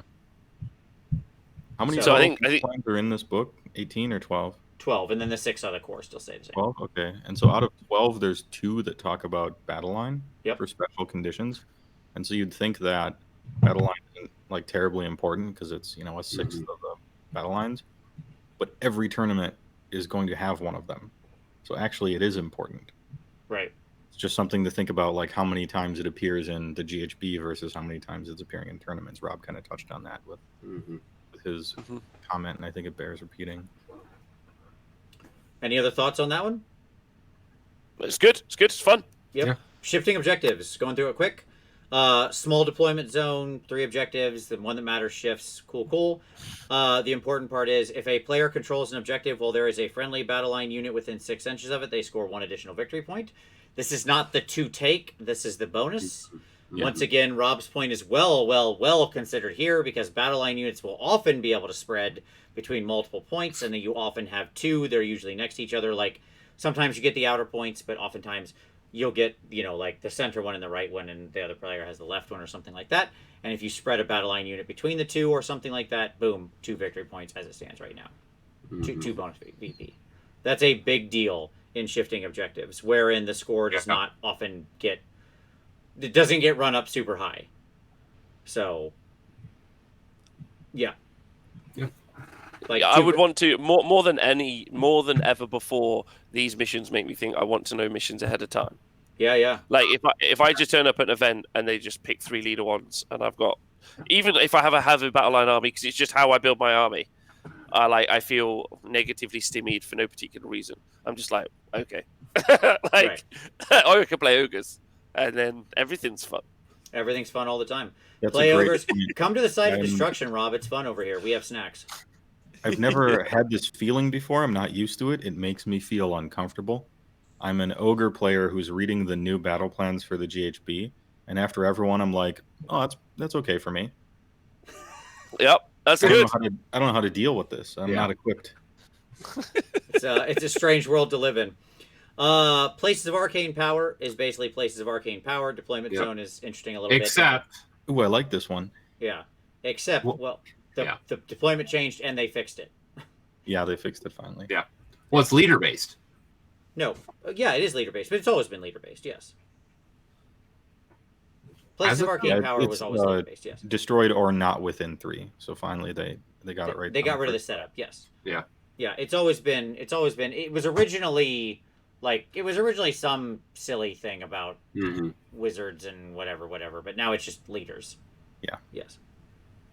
Yep. I think it was an artifact of power or a wizard, right? Yeah, there you go. I think that's what its launch was, yes. But now it's just leaders. And who's going to have artifacts of power now? Come on.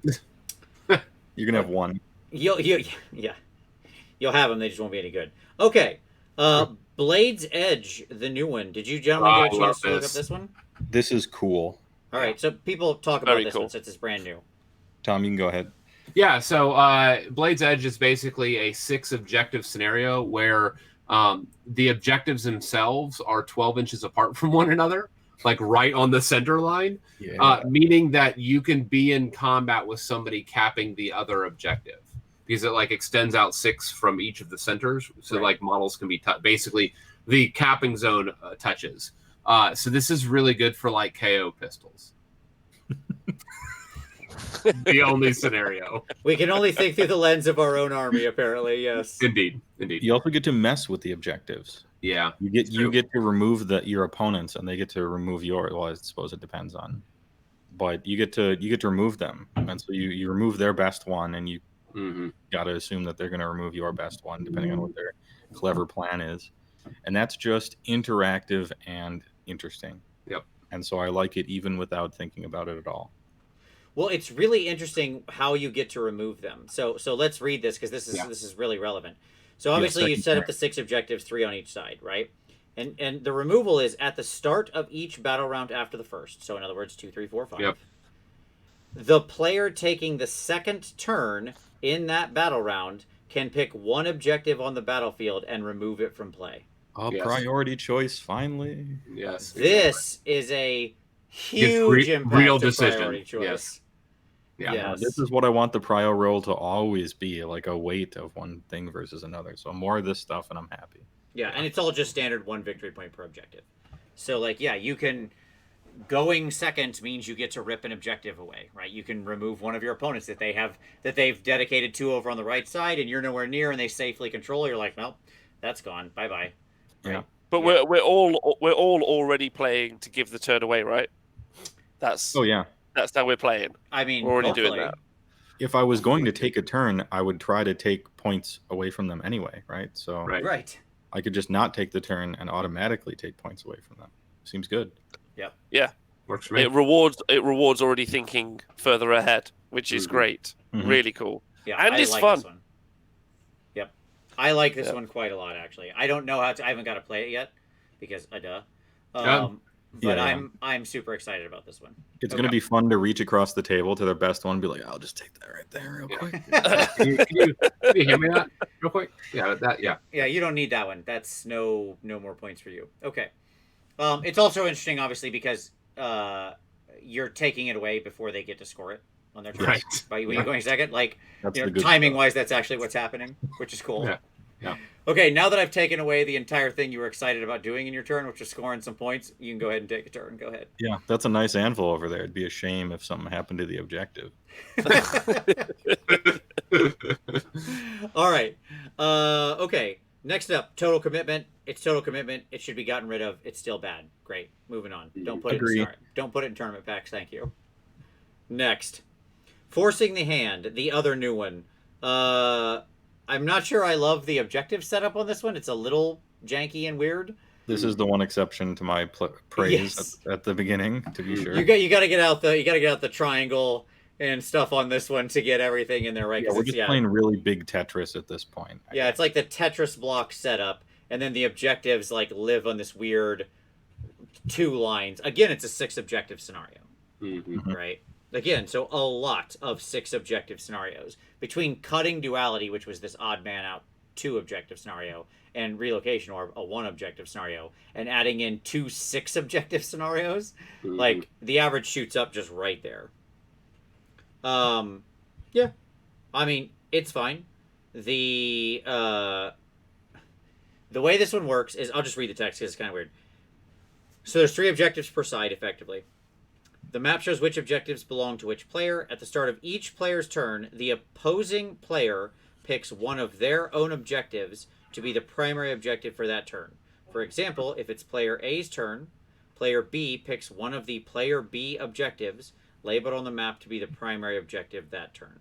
And so you're picking the one that then if they get a hold of, they get more points. Yeah, that's the easiest way to pick the come get me one. Yes. So you're going to pick your most shielded one. That's like the normal IQ play. Let's play the big brain game here, okay? The 100 IQ play is choose your most defended one. Yeah. Right, exactly. Then you go up a step from there, and then you get into the trap placement, right? Where you're like, I'll pick this one because it's so appealing to you that I want you to move there and take that, which will then weaken, your own side, or let me kill you because you come into my army and then I can just smash that unit. And then there's the super big brain play, which is that, and I'm going to pull your army apart and go take your objective because I moved you off by trapping you into taking this one that you couldn't resist the allure of the extra points. Yes, this because when they go for an objective, they have to come from somewhere. Right. That's right. Those units didn't. Well, unless they're a summoning army, but yes, most of the time that's true. Yeah. Yes. I look forward to next year when these jagged saw blades are just a line straight across the table. Yeah, this could have been a line. 21, that's what it's going to be. It could have been a line. Why? Like, please stop with the Tetris. Stop with this. Stop with the opposing L's. Nobody likes it because then actually drawing the 12-inch line on the jagged L is like so super duper annoying. So please make it a flat line. Like, please. Okay. Anyways, Rob, thoughts on this one? On forcing the hand? Yeah. I don't think I have anything to add that you guys have. Although, for commentating and streaming, can't wait to see people make the choices. Absolutely. There's an addition. Anything that adds additional drama points for me is always really exciting. And I think actually that will be really fun to second guess what they're doing. Obviously, probably wrongly, and then interact with that. I think that's exciting. I like more interactivity is always good. Something I think that we all hoped the Endless Spells would do. With the priority role choices, it's not the case. So it was a good try. Their hearts was in the right direction. Like we need to make I agree. This role more. Have more thought put into this, whether you choose it or not. So I like those attempts. I like even more when they succeed. Yep. Yeah. All right. Quick aside. Let's have a fast conversation. Rob, you're on pause for a minute because you said you haven't read this, so we're going to do this fast because I don't want to leave Rob out. This is the Anvil of Apotheosis. Oh no, you can throw me in. I'll just go. Okay, sorry. Carry on. You're all right. Enter as you will. Of course. No, you're muted. It's over. You're done. We're canceling Rob. No, it's fine. Here's the thing. So, Anvil of Apotheosis. We're going to talk about it in detail next week during the narrative part because it's technically a narrative thing. I just want to very quick get a quick temperature check on using this in matched play because here's my answer. As it's currently printed now, it should not be used in match play. It needs fixes. Yes. Those fixes being like probably 100-point minimum hero. Yeah. Making Ethereal more expensive, limiting the No. command abilities to be spamming, or doing something with Ethereal. Doesn't have to be more expensive. What's your Ethereal fix so everybody's not Ethereal? That's just my hot take. Don't worry about it. Fair enough.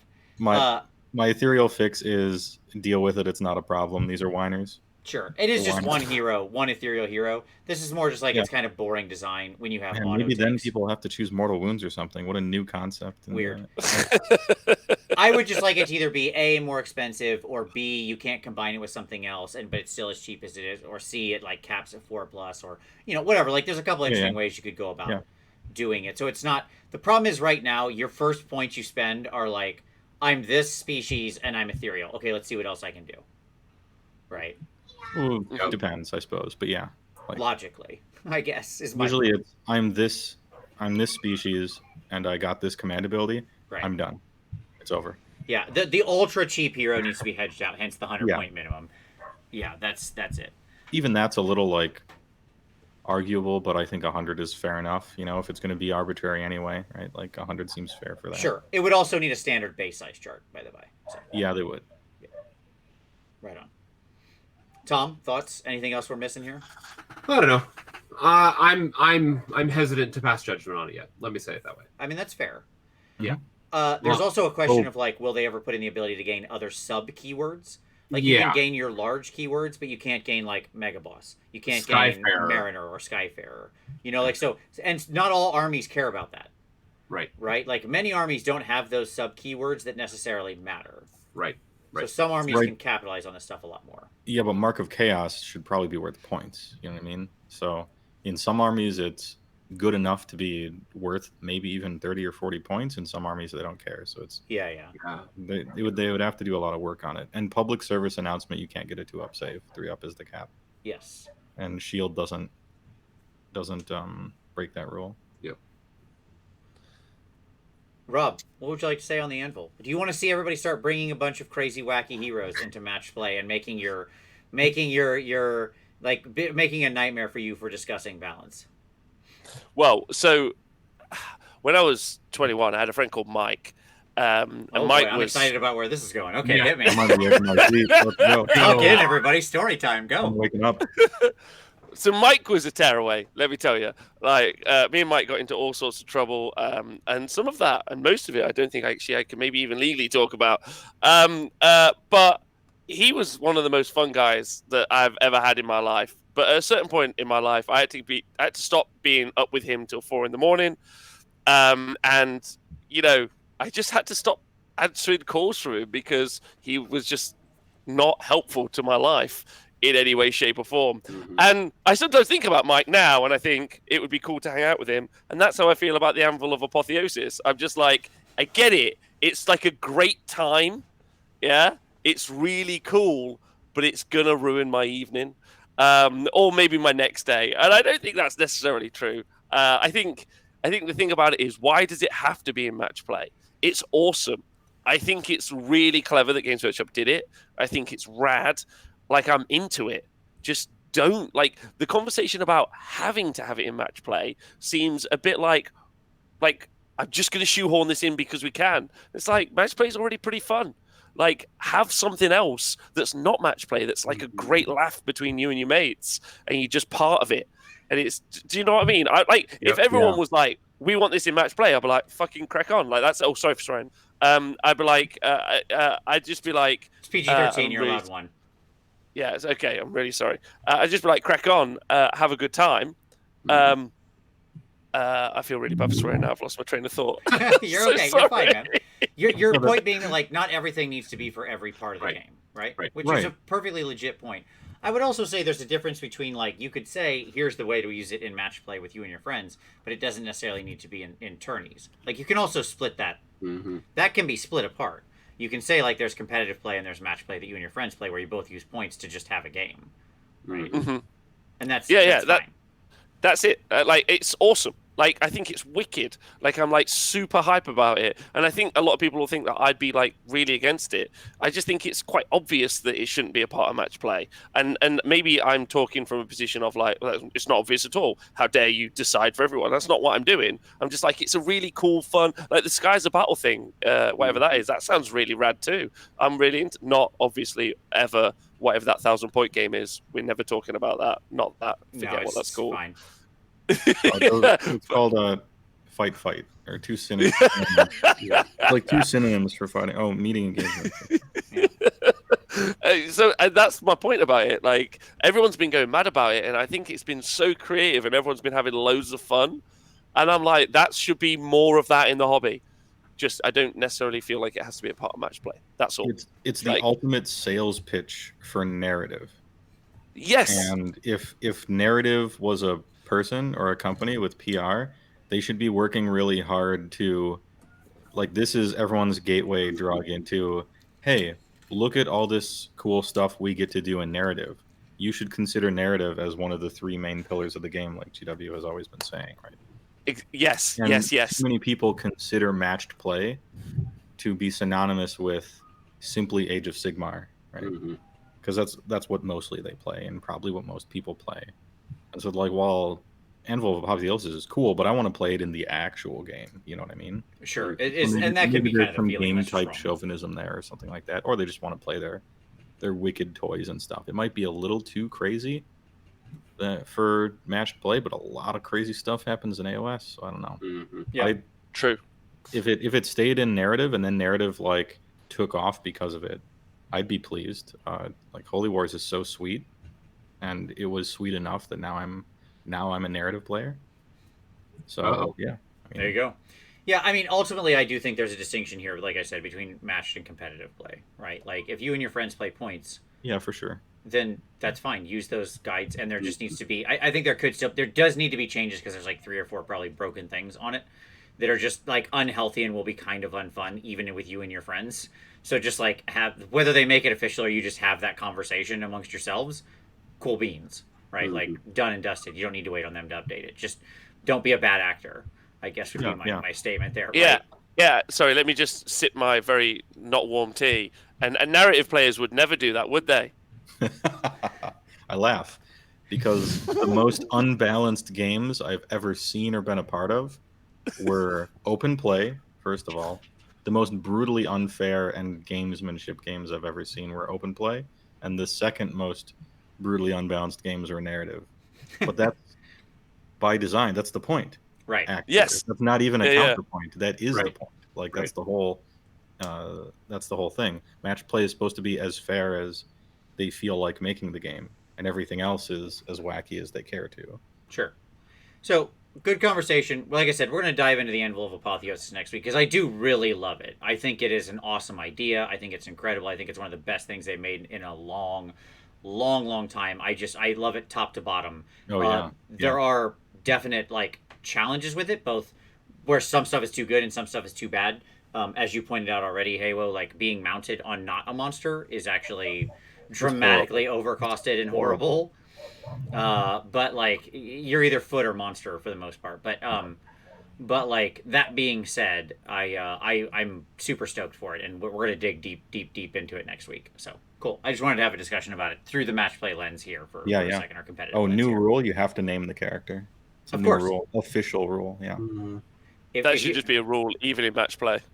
You should always be naming your people. Yeah, even War Scroll Builder lets you change the names of your people. Like, it's a thing, you can retype their name on the. I don't, because it's annoying for the TO to look at Gorblat Dwarf Nibbler and be like, okay, what? Yeah, I just put it in parens. Is it now? Okay, it's a Huskard, all right, but sure, I put it in parens next to the thing because I care about my TOs. I agree. It's a good point. All right, realms. Let's talk some realms, boys. Oh, yeah. Realms. So, as mentioned, there has been a terrible tragedy, and that tragedy is the removal of realm artifacts. So, if you didn't watch the show I did with Rob, that's perfectly fine. We go into it deep there and spend about an hour on it, so you can go watch that. We're not going to spend an hour on it here. But I will say this.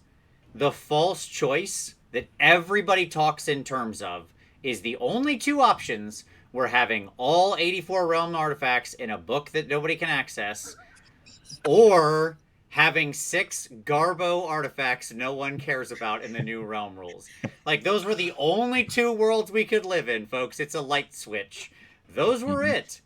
So I guess this is the better one. No, wrong, false, false, false. Okay? We could have just actually written 12 decent, interesting realm artifacts, 2 per realm, and had them in a little tiny lower section on the bottom part of each realm page, and called it a day. Mm-hmm. And then still had this stuff to choose from that could actually enable and help a lot of different armies. Who, a lot of armies now have heroes that just can't take artifacts. They just don't have them. Right. Other than these garbage artifacts, which I don't even count. They're just nothing. They are nothing. I'm not writing down anything about that artifact on... When I say they can't take them, I mean, like, they printed books where they put in heroes that cannot take artifacts in that book. Yeah, like War Chanter. The War Chanter has... He's one of them that has Correct. zero... Has like, zero legal artifacts.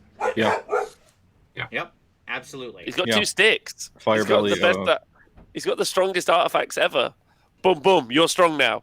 Like, what else do you need? Boom, boom. You strong. Like, Hey, great look. artifact. Yeah, Don't get me Fungo wrong. Cave Shaman, Firebelly, Hero Ogre. Yeah, there's a decent amount. Yes. I have, like, less than 0...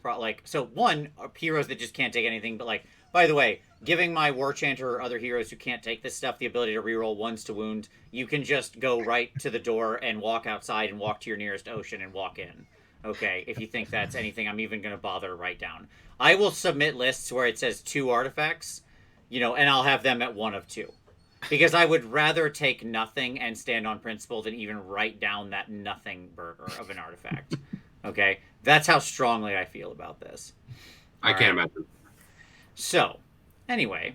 Mm-hmm. So the realm artifacts are gone. And I'm going to... And all of the 40 to 50% armies that were using them as crutches to remain even in the fat middle are going to miss them, I'm sure. They'll enjoy their 3 percentage points that they lose just by losing this artifact. So that's nice. But beyond that, we'll move on past the artifact thing, because I've gone on about this enough. Yeah. I just have one... Please. Anybody else who wants to comment here, I won't... I have one quick 40 to pour out for my boy. Sword of Japan. Yeah. Yeah. Yeah. You're dead. Yes. It was a meme that kind of did something. Mhm. It was pretty much just for fun and silly. So I'm sad it's gone. And legitimately so. The end. Fair enough. I liked when the fish on an Eidolon's base could use it. I was working on modeling that for a was little the while best. before they fixed it. Mm-hmm. They specifically Best. said you couldn't do that later, and I was very sad because I had the little Ely fish with a tiny knife in its teeth, and that was the Sword of Japan. I miss the Sword of... Yes, like, I miss the Sword of Judgment so much already. Yeah, What I it know. did to the game. The ability to actually have some mortal wounds. It was in your armies fun that often choice didn't that have them. wasn't the best choice, but Correct. you just added it to a list because you're like, I'm gonna have a more fun list instead of a, yeah. So I'm so glad that it's gone after I experienced it in the hands of an epitome. Oh, oh, sure. it's Yeah. pretty good on Epitome, isn't it? It is fun. It's super fun on Epitome. Yeah. But anyway, enough about those artifacts. Let's talk about the realms themselves. They're okay. Pretty good. Yeah, sure. Realm Command is either kind of nothing or arguably too good. I don't know, but you're adding 1 to hit rolls, you're adding 1 to save rolls with a spell. It seems powerful. Yeah, You it's know? fine. They're all just fine. But they're also nothing, right? Like, Yeah, I guess that's exactly I guess right. Yeah, that is I- exactly yep. right.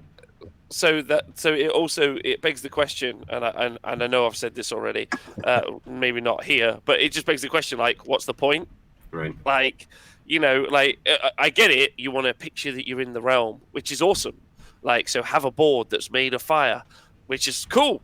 But if I'm playing on like a grassy field and they're like, this is now the realm of fire, but like, I get it that it's not all volcanoes. I know some people were insulting me the other day. When I picture the realm of fire, I obviously just picture a swath of broken, volcanoes. charred and that's it. desert wastelands. Yeah, like and volcanoes literally in the everything background, can't be on fire, right? yeah. But People live I there. mean, most things can though. yeah, a lot of stuff can. Yeah, but yeah. So, and I know there's probably green fields somewhere in the realm of fire, but I struggle sometimes to. And this is like my allegiance ability for Chaos Dwarfs, just in case anyone doesn't know, is Skies of Burning Fire. Yep. And so whenever a flying thing would move around, I was like, oh, picturing fireballs in my head. And I had to picture that obviously in the ether. So I get it. I get it's a game of imagination, but it does nothing, right? The realms do nothing effectively. They do something, as stated, but I feel like it's an extra level of bookkeeping. And with the auxiliaries thrown in, maybe too much in bookkeeping, I think, especially for newer people. And like you could use them, I guess. I'm not too stressed either way. Like it's a bit like meh. Yeah, I mean, Yeah. go ahead. Go ahead. Oh, okay. Yeah, with the old realm rules, it was a bit much actually, for not too much for the most of the time. Where it's like, all right, we're playing in this realm, cool. Okay, do you have a printout of all 6 of the spells? All right, let me look at those. And that document with those 6 spells for that realm would be looked at for a few seconds, like 1,000 times per game. Sure. During every single hero phase, or the book would be open to it, and we forgot this. The Realmscape. Yep. It was just a little too much, I think, reference in the game for the most part. And I see that they've simplified it. That's neat, but yeah, I'm kind of like this is just kind of extra stuff to be doing that is all sort of whatever. I mean, I'm not saying that the abilities aren't whatever. Like +1 the hit is good, and the +1 the save thing, like they're going to affect the game. Sure. It's just I wanted more, I guess. Yeah. Can I make a suggestion different to the realms, which I'd like to see in the future? Is a season, like where GHB comes out, and then here is a seasonal effect that's going to be on for the next year. Oh, like there you go. till a part of the global narrative. Yeah, and I'm like, cool, Iran like season where it's just something's going on and it's on for a year, and it's like cool. So it's the same in every game. It's an additional thing. It's because of the meta narrative of the global story. So I'm part of it. That's rad. Yep. Like I mean, this is the malign portents year, and so Yep. Death is doing this thing this year, and Yep. we just released the all points book. So It'd be great. Archaon's meddling with whatever. Yeah, that's a good idea. And then just do it once a year. Just once a year, we're done. We're cool. We're all learning. We're all part of the story. It also maybe involves people in the story a little bit. It's like, oh, why is it like this? Because of this. That's quite cool. Did you read this? Yeah, I did. Oh, that's quite fun. Like story. Right. We like the story generally. Yeah. So, yeah. No, That'd be I'm cool. down for that. Yeah, let's just burn through these real fast. I just want to hit on some notes. Realm of Fire, everything gets volcanic, so that's nothing. That's just nothing. That just might as well say every piece of terrain also has the ipsum lorem text. Realm Sphere magic is fireball, so that's fine. The artifact is a joke, so cool beans. And the realm command ability is pretty good. Gets +1 to run and charge. Are you saying the best realm artifact is nothing? I'm saying the best realm artifact is still nothing. Yes, Right. Making a single hero double tap on 6s is not. It by the way, a thing that some armies just automatically already have, and many heroes already have, and like is highly duplicative with a lot of design. Yes, I'm glad we stumbled upon that piece of design. The cool thing of 6s become 2 hits. Good times. Maybe let's not use it everywhere. Yeah. I was playing a 4-player game, and all 4 armies were different. All had the majority of their units double tapping on 6s. On the bright side, no one ever forgot it, which was nice. Oh, okay. So there you go. That's what we need more of, is more rolling. Yes. Chimone, metal, probably the best spell, just straight up +1 to save. Oh yeah. Terrain features all get, but paying that off, all terrain features get entangling, which is the actual impactful worst terrain feature. Like that's something. Every terrain piece on the board extending out a 1-inch bubble of -2 to run and charge is a big deal. Yeah, it's big. That's a big It's deal. really big. Their realm artifact changes Ren -1 to nothing. Doesn't even reduce it by 1, I know. which would be maybe a thing. Right. All right. Then I'd be like, okay, I'm in. If it just reduced it by 1, I'd be like, all right, you made a good artifact. And the realm command is 1 to hit, so cool. Good stuff. That's good. I like that. I would use that. Yeah. If they charge, but still good. A lot of people like charging. It's good stuff. Make an Anvil hero that does that, 40 points. There you go. Beasts, wild form, so +2 to run and charge. Better than the other command ability, but it is a spell. Everything gains deadly, so who cares? The artifact is you can reroll charge rolls for the bearer. Nice. Yeah, super great. They can all do that already. They're a hero. So, Yeah. good times. I guess unless Teclis is around spamming that spell, then all of a sudden you look like you really made the big brain choice by taking that artifact. Yeah, Galaxy Brain choice. And then their command ability is you can make monsters fight at 0 wounds on their table. Fight as though they were at 0 wounds on their table, which is actually really cool and a great ability. So I dig that. Mhm. Any thoughts on any of these so far? They ripped off Boulderhead's awesome command ability to give it to everyone 1/6 of the time. Sure. That's annoying. I mean, this is But, the kind of thing that as soon as please they enjoy wrote it. that, they were like, "Oh, we're reusing that." Yeah, I mean it was a brilliant rule, to be fair. Like it was the perfect rule for that army. So I mean, other people get to experience the joys. Yeah. Absolutely. Guy ran. Oh, go ahead. Oh, so I was going to say the +2 to charge spell is like it's a spell, but on those mega casters that already want to charge. Don't forget, not they're bad. called spell doms, not mega casters. Yeah, Spell spell doms. doms. Sorry. Yeah. It's all right. Okay. We feel strongly about this. Okay. I won't argue with the stream doms about that at all. Yes, I agree. Like, it's a big deal. That's a big deal spell. Guy ran the Realm of Life is completely terrible, so I'm excited that no one will ever go here. This is how Ilariel wins. She makes her realm rules so boring and just like bad Nobody invades. Yeah. that people just don't want to go there and fight. So clever. Until she's 0 points, and then we're all laughing. I still say Is that a meme that she should be 0? And I wonder if I've been saying it. I've been saying it for like 4 weeks. I just think 0 points, just a terrain feature free. I think it's fine. my argument for her, I know yours is a joke meme, but my serious fix for her is she needs to be a phoenix that works all the time.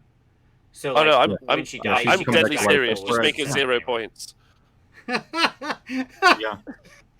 Just make it Vince, 0 when points. I was thinking about easy ways to fix Ilariel, I was actually I arrived at the same place you did. She should come back to life. She's the god of life. Yeah, It makes she should perfect phoenix. sense.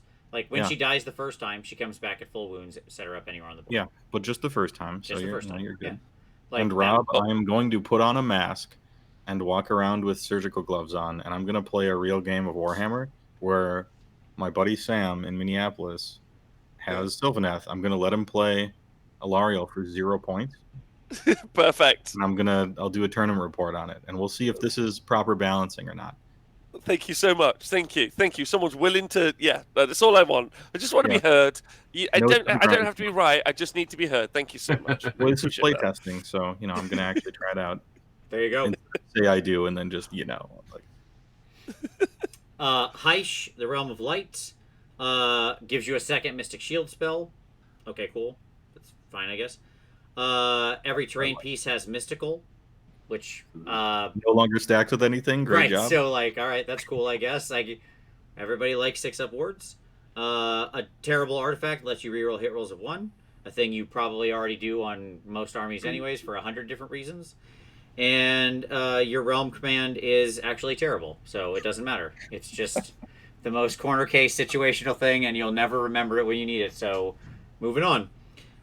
Death. Hey, but that's your artifact choice for that one beast chaos sub faction, right? Yes, it is. Yeah, Not you're- apply the cover modifier to the Mhm. save rolls. yeah, fantastic.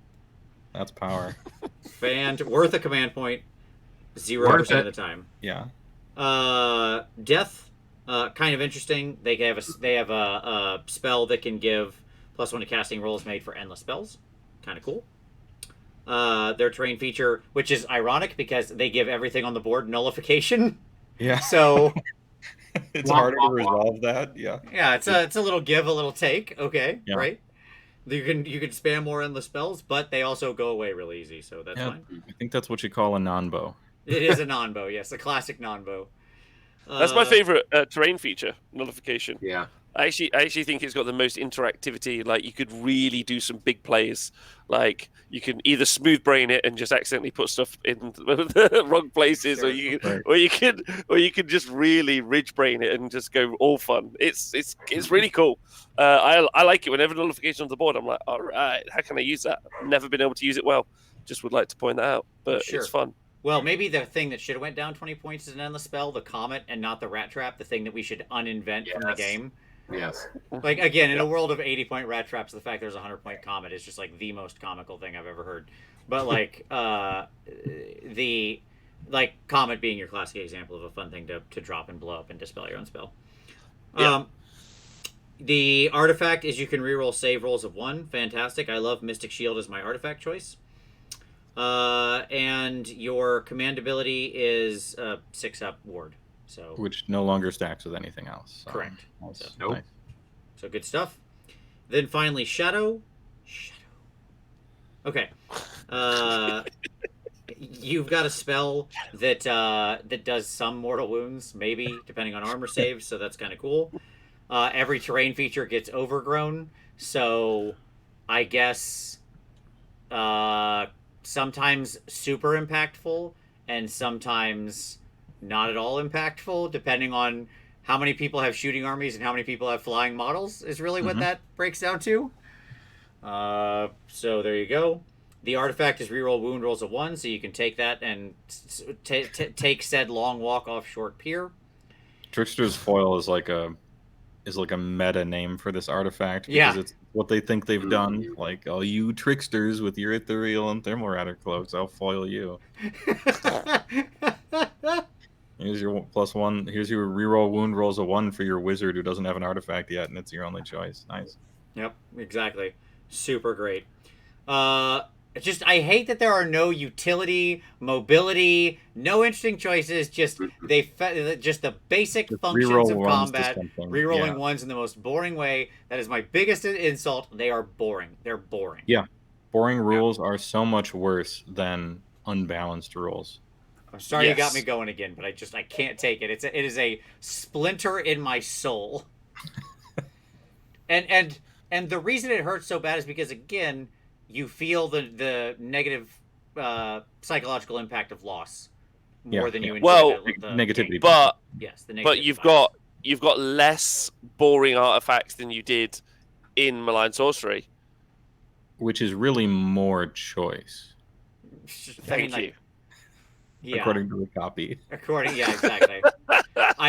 It's fine. And I don't blame the person who wrote that. They were given the job of selling less is more. So I mean, come on. Sure, yeah, that's hard. We took away these things you all used and thought were really fun and enjoyable and allowed you to play your armies how you wanted to. And that, by the way, you actually spent money and like a lot of hours making let's say, like, I don't know, let's just pull something out of the ether, shall we? Like, let's just make one example. Like maybe a flying steam tank with a thermal rider cloak, because you had always dreamed of having a flying steam tank when you started playing the Empire, like back in 1997, and now you could finally make the flying steam tank you had always dreamed of. And so you finally built that thing and customized a whole model just for it to be like a leader in your army. And you had kind of like done that. And then maybe, let's just say, even to extend this into crazier territory, you then put the army onto the Warhammer community and they featured that model as a thing that they talked about as a cool thing you could do.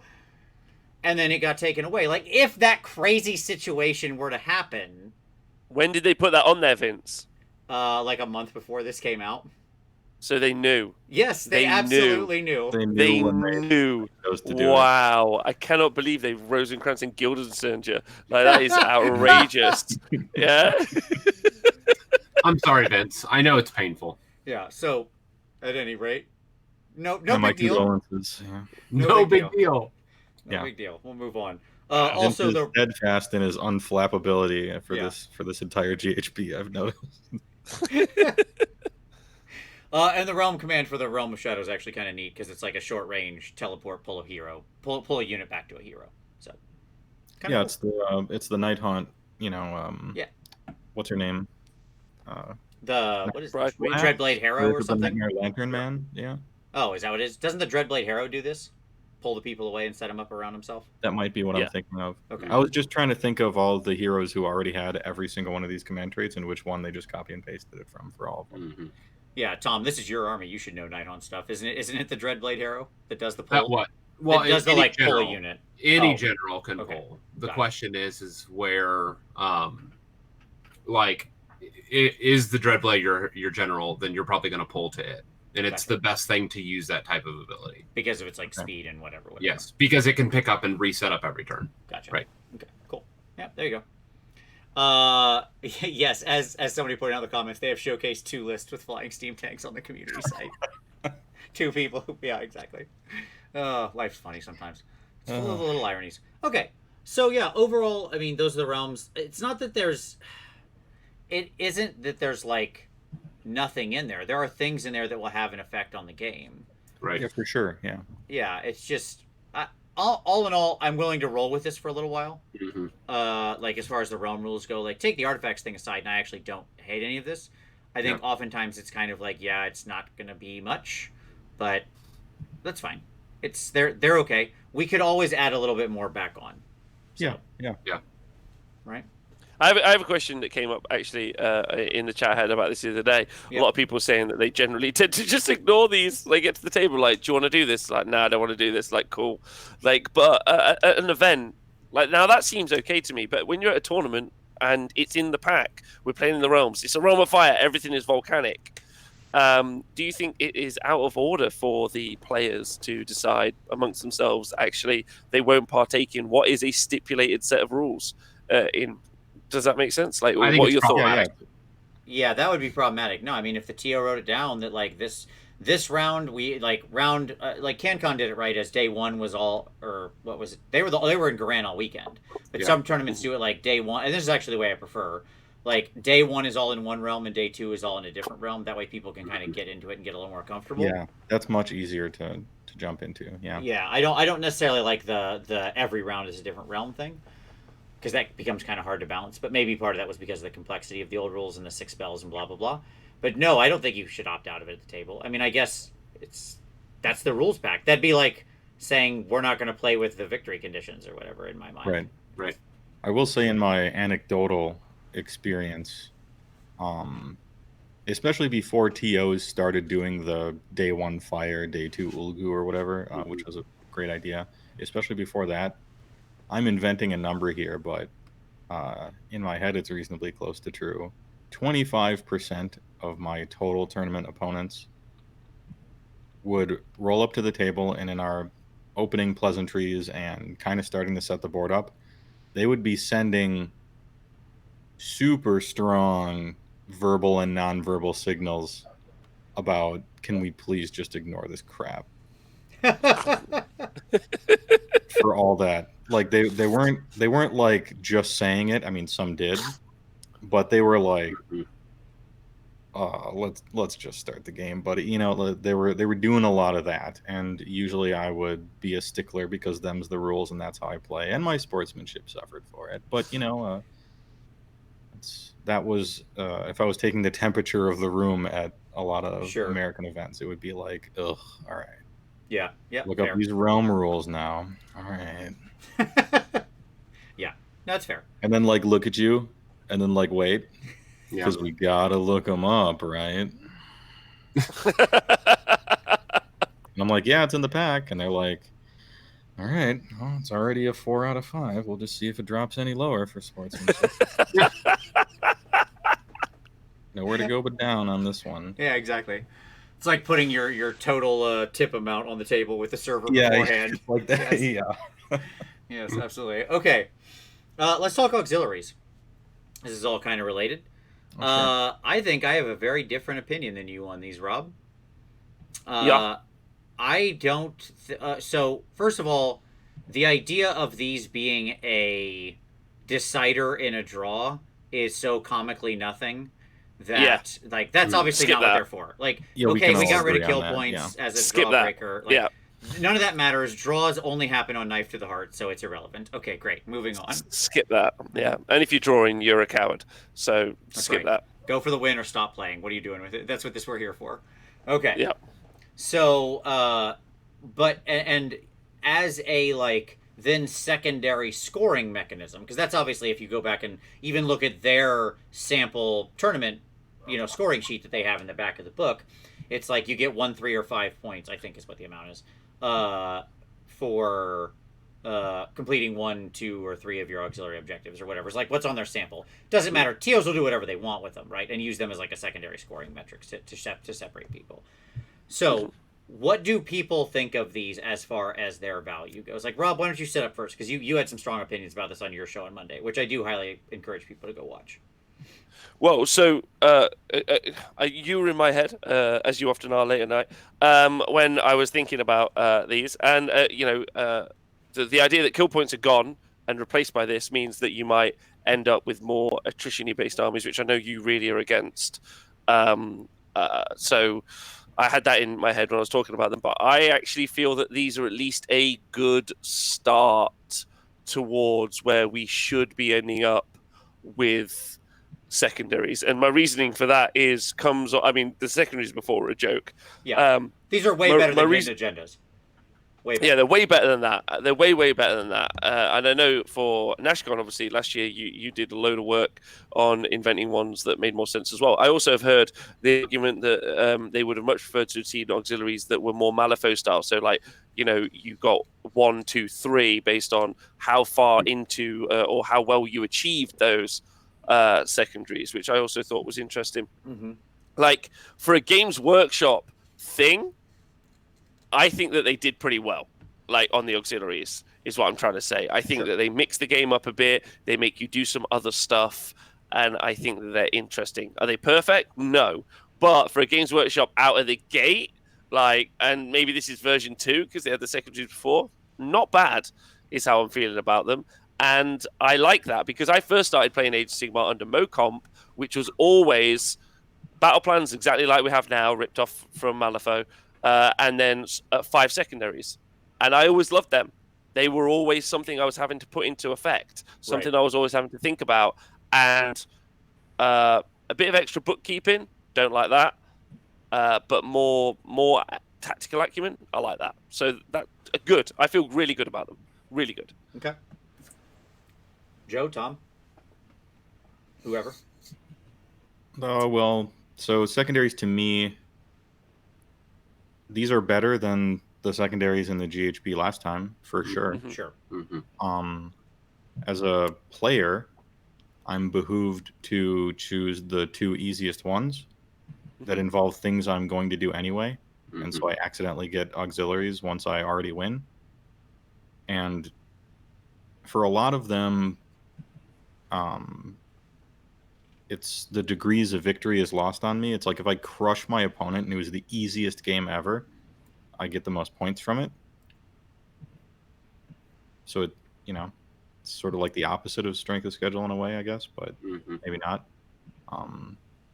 I don't think you necessarily always achieve all of them, even in a crushing victory. Not all of them, but I suppose if you're choosing 2 before a game, if the tournament says like you can't duplicate them, or you choose 1 per round, I suppose I'm not sure how the TOs are going to do it. And oftentimes tournaments have tertiaries, which are just like kind of totally made up and like another. I thought it was in the pack. It was 3 for it's being 3 a for a tournament, like 2 for a normal game is what they said. Yeah. So out of 18, because for the scoring for the tournament, often when we differentiate at the top, like it's they've got those 2 very easy to score secondaries, and you've got all your max wins, and now we need a tertiary. But now, if they're just even slightly more difficult to achieve, like where it's 1, and then obviously most packs that I saw generally tended to be a point swing if you achieved it and a point swing if you denied. So there was actually a 4-point swing max between 2 players, effectively. So even being able to deny your opponent 1 could actually end up that person losing an event and someone else winning an event.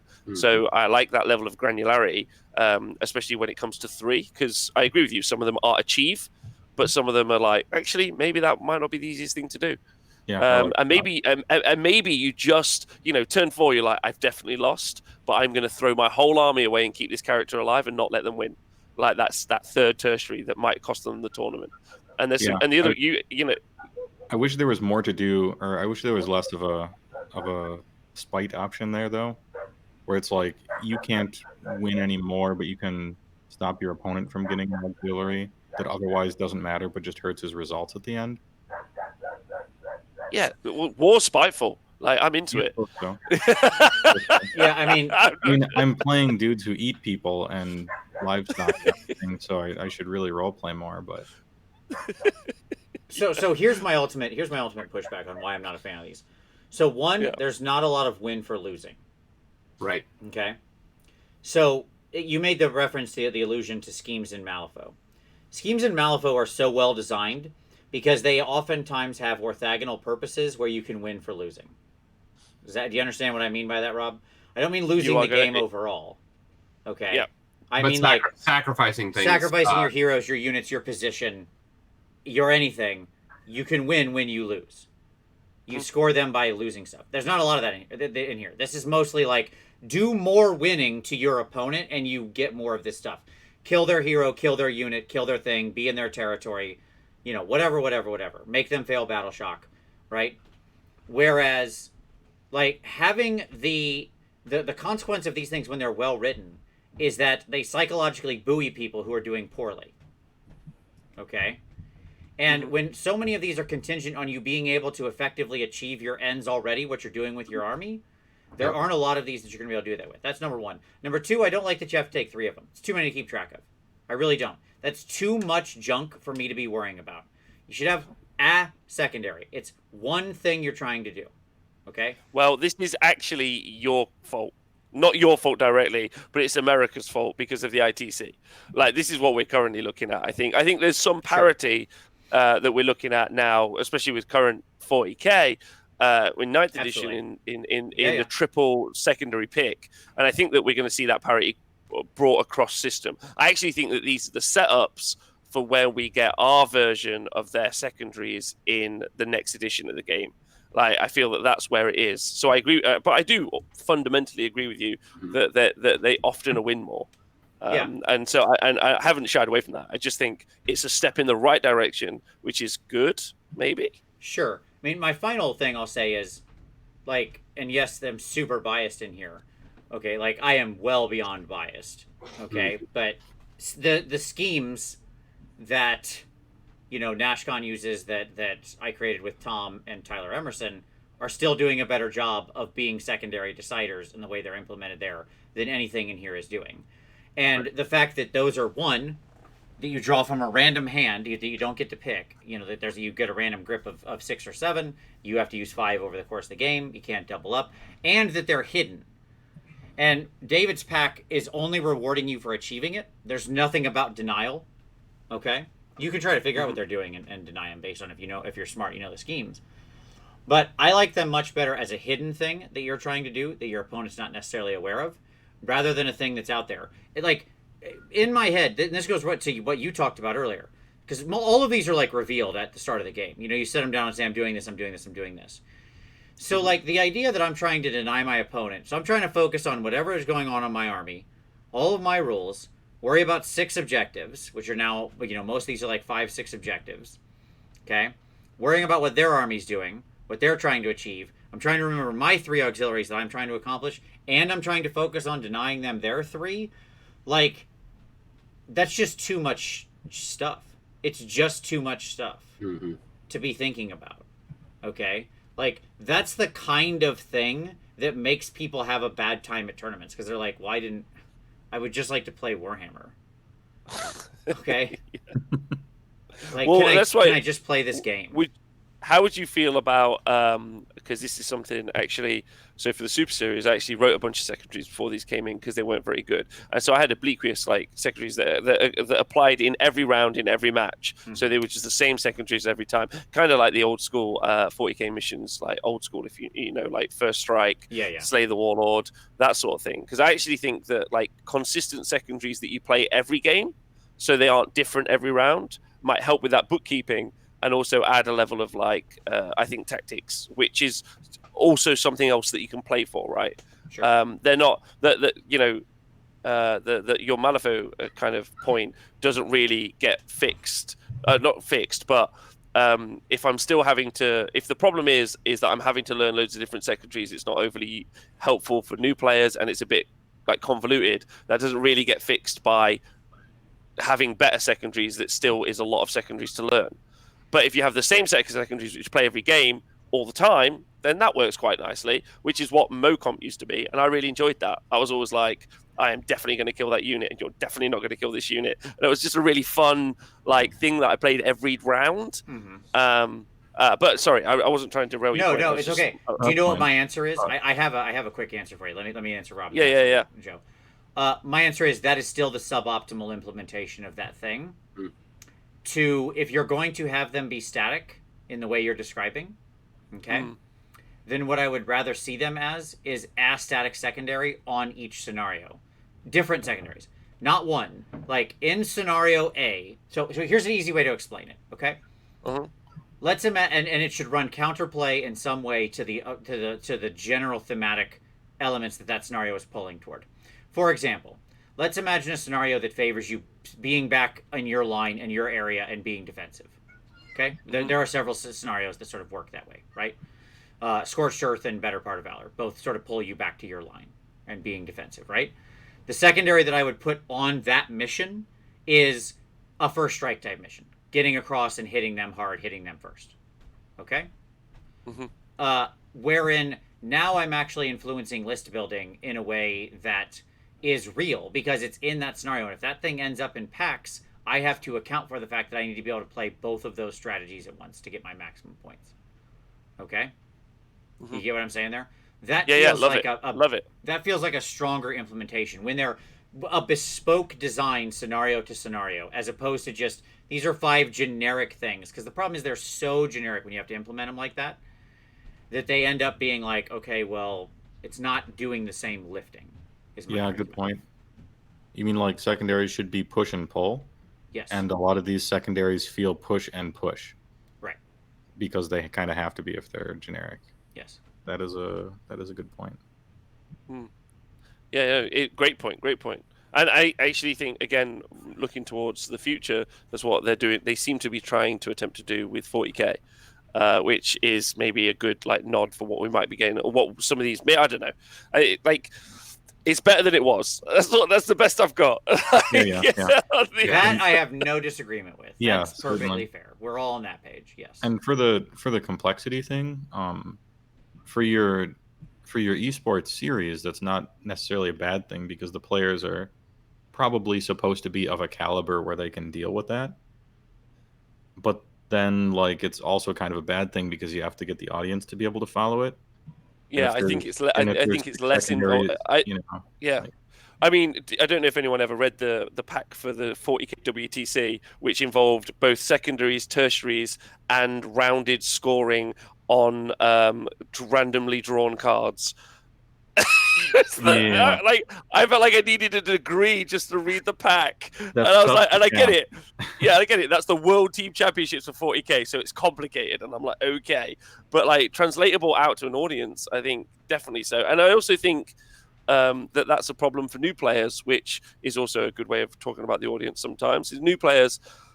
Also, how do these relate to me playing a pickup game? Yeah, exactly. Right, the game you're watching them play on TV should be the exact game they're playing at home. If they're too different, then it's... Well, and again, that's exactly what building those kinds of things into the scenarios would do, because they'd all be using the same scenarios. It would be the same common language. Because what's going to happen with these... I mean, I know at my table, and I'd love to see people in the audience say about this. There's no universe where at any of my games at home we use these auxiliaries. That will never happen. It would never happen. Yeah. That's what I was about to say about pickup games. Because in a tournament, okay, it makes sense. I get less and less choices as the rounds go on, and eventually maybe I won't be able to achieve some of those, and therefore I drop some tournament points. But at home, I just pick the 3 I can always definitely do. Done. Yeah, go home. So pickup games, they're useless in pickup games, absolutely. And I'd be really, really interested, Vince, in what you might do in putting secondaries into missions. I think that's very interesting, and I'd love to hear you talk about that more another time. By the way, I mean, it could be your opponent picks them for you, right? Yeah, that's cool. It up, sure. Then it's gonna naturally pull you in whatever opposite direction than you want, and they're probably going to be more difficult to achieve then. Another interesting idea. Yeah, sure. Especially because you'd still cross them off, theoretically, right? So your later round opponents have less choices for you. So, or it could even be a mix. You pick one, they pick one, something like that. There's ways to flip this on its head to probably implement it in a stronger fashion. Tom, any final thoughts on auxiliaries? Anything you got? I like them. I mean, I agree with the critiques that have been leveled against them, but they're better than they were. Yeah. Sure. Yep. Okay. Cool. Anything we missed, gentlemen? I think we got everything. I think that's this GHB unpacked. Let's talk about, just very quick here. Let's close this out, and let's talk about what we want to see out of the PDFs. Just, I don't want to go super deep into this, but let's go a little bit into this. Joe, start us off. There are so many armies in the PDF. Can we list them and do an elevator pitch for each? Yeah, sure, absolutely. Knock it out. I'm trying to remember which of the 8 is it that we're It's something like 6 or 7 or 8 armies. Yes, yeah. Cities, ogres, slaves, OBR, Zinch, Seraphon, and I think I'm missing one. KO. There you go. Yeah. So a lot. Yeah. Yeah. Cities, a little better internal balance. They kind of got hit on the bridge went up and stuff like that. I think their monsters could maybe go a touch down because they lost realm artifacts, which is a big deal. Just maybe a little closer parity between many of the units that have a shared role depending on race. Mm-hmm. Oh yes, I think I like.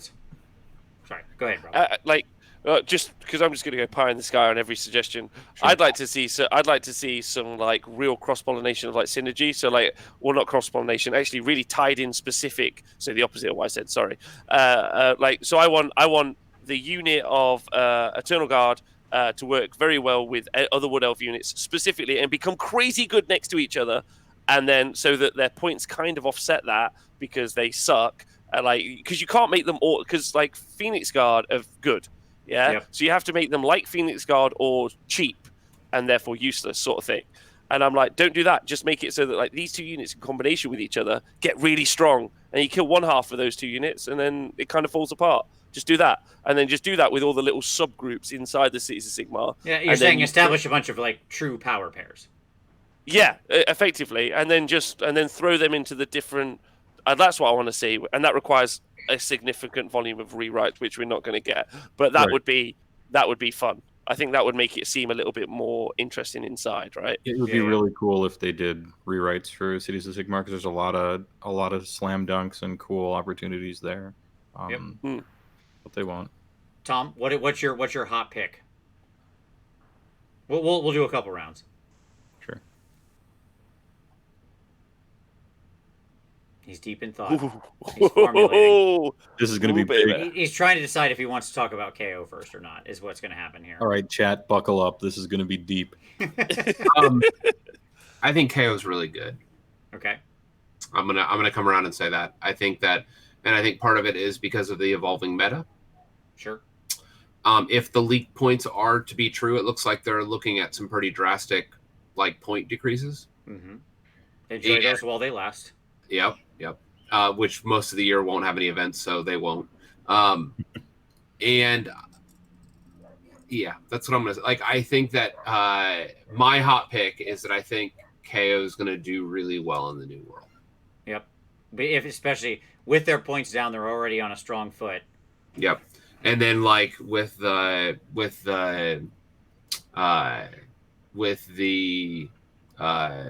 Brat Trap going down as well. The fact that like even Techless can't prevent against that. Sure. Or the Demon Rift. I don't know. I think that like the stock in KO is primed to do very well in the new meta. Let me say it that way. I agree. Stonks. All right. For myself, I'm gonna pick Seraphon, and I want to see Croak and the Sallies get kneecapped so hard. Just like I want Croak to go up 120 points. That seems reasonable. It's not going to, but that would be a reasonable point amount for him. Right. Well, up 40 is GW is 120, so sure. But like he should be 440. I'm sorry. What are you talking about? This guy at 320. He could be what Eidolon started at. Right. Yeah. Exactly. Yeah. You compare him to, and I'm generally, as I mentioned on the show with Rob, you have to be careful about doing cross-army comparisons. Some people should have things cheaper if their armies overall have less capabilities. Yeah, so and you have different allegiances. There's all sorts of different, Yeah, there's all sorts of different things, so you can't just go even one-to-one. But, I mean, it is an absolute joke to compare a hero in a very, like, Seraphon, so, like, the more varied your army is, the more strats, the more phases it plays in, generally the closer retail you should be paying for anything, right? Like if you only play in one phase, if you can only punch people in the face, Ironjaw style, you don't have magic. Yep. You have a little bit of mobility. You don't have shooting. Your melee units should be cheaper, pound per point, right? Because that's what you do, and that's all you do. Whereas like Seraphon, who play in every phase aggressively, to have that leader at that point cost is just it's freaking madness. It is madness. So I look for it. So just please crack both of those hard. There's still plenty of other good stuff in Seraphon. Plenty. It's not like that ruins their army. Skinks are good. Saurus can be interesting. Basties are interesting. Like there's plenty of interesting units in that army. Are we also just asking flat out for a Basti rewrite, so it's just a 2-up armor save? Oh, I love how quick that reformatted. By the way, that problem got introduced in 40K, and instead of the answer being no, it's just how the game is supposed to work, they came out with an FAQ like right now saying no, this isn't a thing. Like they fixed it today. This happened. They fixed it so that the 1+ save wouldn't exist in 40K and be immune to AP. We had this problem months ago, and they were like, yep, just how it is. Sorry. That's just the way it works. They introduced it before. 40K isn't really even out. It's on pre-order, and they fixed it. To be fair, though, there's also a load of stuff they haven't fixed, so that is not the shining light in our community, unfortunately. But Right. I understand. I'm just saying, like, it's comical to me that people were like, 1+ Terminators that are immune to AP, what are we going to do? And we're like, hey, these lizards over here are immune. They're like, yeah, working as intended. And these guys over here are like, nah, we'll fix that immediately. So anyway. So sorry, can I just answer a question that's in the chat? Because it's about Seraphon. Because Casper Skafsgard says Bastillodons are hot garbage outside of Thunder Lizard. I actually, ignoring the obvious points problems that you have with Seraphon, it's actually one of my favorite books because talking about, and cities is a really good example where you can talk about the problem and the solution. And the problem with cities is you just have a lot of units that do almost nothing, and then there's something that's the best version of them. Right. Whereas in Seraphon, they were just like, okay, Basties are 230, yeah, but if you take them in this, they're going to shoot twice, and you're like, I'm in. Like, because I want to run Bastillodons, I'm going to play Thunder, like, Lizard. Yeah. And do you know what I mean? Like, they gave that, like, and they did that fairly well with the Tzeentch book as well. Fairly well. Like, you know, I want to run Carrick Acolytes, there's something for that. I want to run Flamers, there's something for that. Like, I want to run Screamers, there's something for that. Some of it's a little bit more hit and miss, but I feel like I feel like they're giving. There's the unit I want to play, and then they're giving me the rules to play my unit, rather than there are the rules, and I find the best unit to fit those rules. No, and I agree. Prefer that sub-faction alignment, because when you look, you've got like the monster thing, the Saurus thing, the skink thing, right? And like those are well aligned to these sorts of cadres of troops you'd want to run. Yeah. And they actually feel like they play at their optimum when they're in that particular thing, and they're costed correctly. Yeah, they beta tested that design when they wrote the Maw Tribe book, except they forgot to make anything good. in no sub-factions, they're like, I want to play Lead Belchers, but they're terrible. But if I take the Lead Belchers sub-faction, then they're just bad. Right. And terrible. Can confirm. Yeah. I didn't know we were only choosing one, and I need to complain about Mod Tribes at least a little. We're not just choosing one. It's legit. Joe, go ahead. Okay. Take us through your next one. We'll do a couple rounds of this because I want you to talk about ogres. Yes. So the Gutbuster entire half of the book could get the Stormcast treatment very comfortably. Sure. It's an army that walks 8 inches forward, and your opponent doesn't have to plan for, play around, or think about anything. There's no tricks and no surprises. Right. They walk forward, and they capture okay for the points you're paying. Yep. And yeah, it is. So they don't really do much. They do some good damage sometimes, but it's a casino, and almost everything is like either too expensive, but it could be good, like, you know, Iron Gods or even Gluttons and stuff and some of their heroes, or like too expensive and kind of hopeless, to be honest. Like Man-Eaters. Like Man-Eaters and Lead Belchers. Stuff like I that. actually really like. Do you think Lead Belchers couldn't just come down to some points and be in it? Because down some points, yeah. But is that the way you'd want them fixed? They're big ogres with cannons. Isn't the right answer to actually make them cool? Profile. They should be holding a Cities of Sigmar cannon that does a D6 and cost like more points per unit or something. I don't know. And to me, it was a failure of like envisioning theme to rules for those guys. Like 1 damage cannons on basic gluttons with a single different, like 1 more rend but 1 less attack. It was anyway. It's boring. No. Rob, boring. were you playing Warhammer back when the Ogre book first came out, like back in 6th edition? No, I played it in 8th. Okay, so I was playing back then, and my buddy went and got the Ogres as soon as they came out. He was super excited for them. Still in my group, my club to this day. And he went and got the Ogres, and he loved them, thought they were awesome, and he played those lead belchers, and they were unreal dangerous. Like, so deadly. Because they were, what you just said, Joe, they were walking forward with Empire cannons, and they would just, like, open up on you at a relatively shorter range, but still long enough, and units would just melt. And, like, lead belchers were a thing. They can write these rules. Like, it can happen. You know? It's not impossible. Yeah. Thunder Tusk's a concern because it's just kind of bad at everything, right? Like, it doesn't do any melee damage, and they've specifically on purpose written Frostwreath Ice to always be bad no matter what unit it's targeting. So, like, you target 1 guy and it's bad and it doesn't do a lot of damage. But then if you target 10 guys, it's proportionally still bad. And if you target 20 or more guys, it's, like, proportionally still bad. So it has, like, no use at all. And your prayers are garbage, so you don't really want the Huskard anyway. So, like, what do? Drop their points? There's still not really a reason to take any of them for the most part. But if you drop them too much, then you'll get, like, 9 Thunder Tusk Torbads that they just have stats, at least, and now you're running enough of them so that they just charge stuff over and over, and now they're better than Stonehorns? I don't know. So they're in a goofy spot. I think the savable units in the book can go down some percentage so that they're good. And if you're not going to fix War Scrolls, which there's simply too many across the game to do, then, you know, just kind of take some notes, I guess, for the next book, right? Like, sure, yeah. Don't do the Sylvaneth thing where you hardly change any War Scrolls, and then the same problems that the units had before they still have, and you're like, so if you're not changing War Scrolls in GHBs and you're not really changing them in Battle Tomes, like, when is this stuff ever going to get useful? Yeah, agreed. Rob, we got any we still got more armies. What else you want to see? Okay, so this one's for Tom.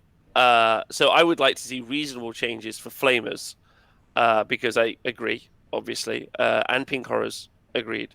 Yep. But having played Tzeentch a bit for a while now, I'd argue that it's a bit like Slaanesh in that it's not actually super survivable in of itself. Like, it tanks on its wounds with the pinks than it does with its armor.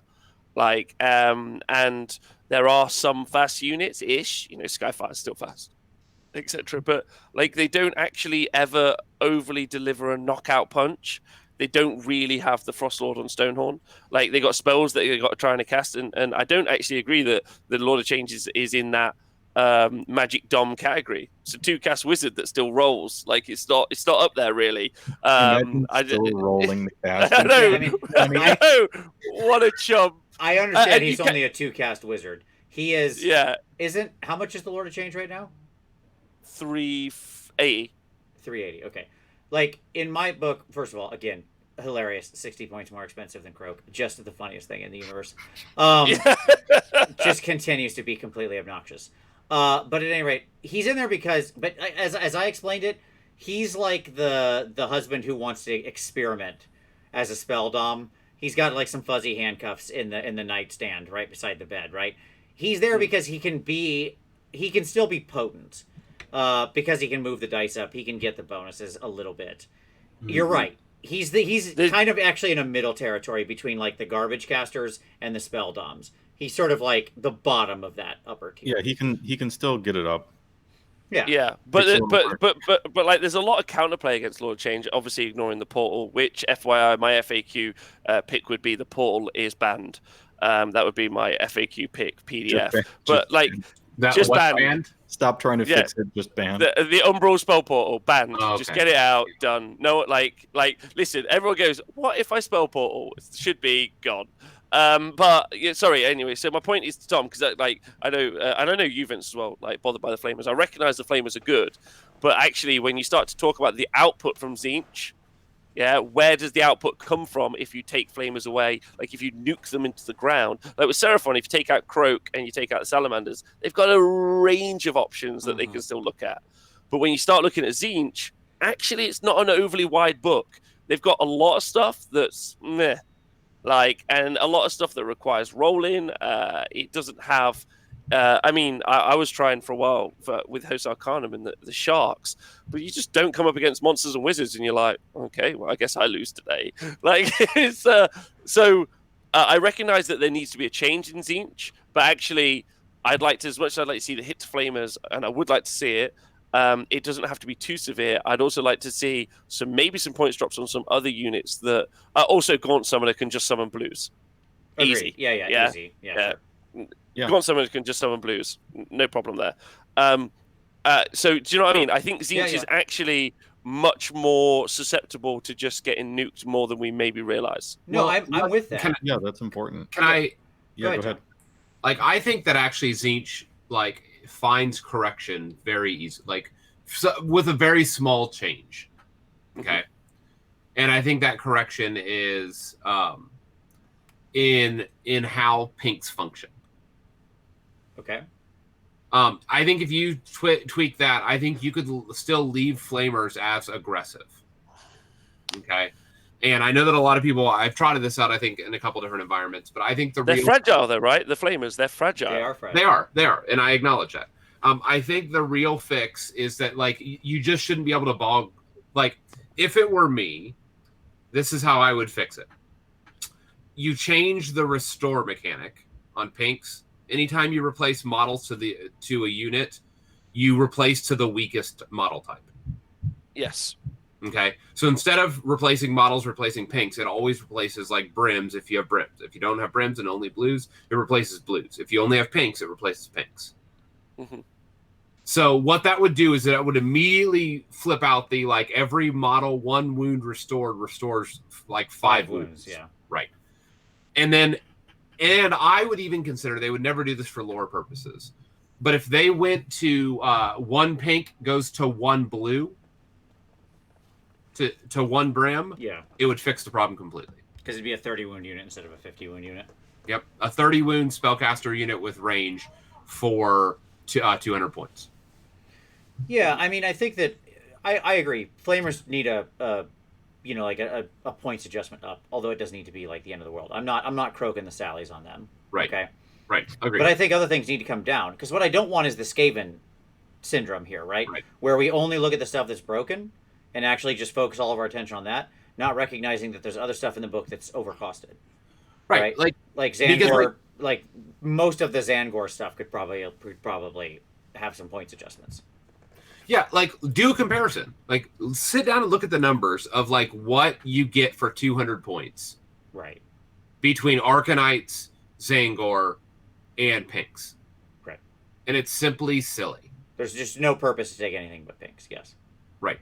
And so, like, if you changed it to, like, a 30 wound unit, multiplying out, restoring lower wounds, instead of a 50 wound unit, you're still, like, it still leans pinks. Let me just say that. But it's better. The comparison is more equitable. Yeah.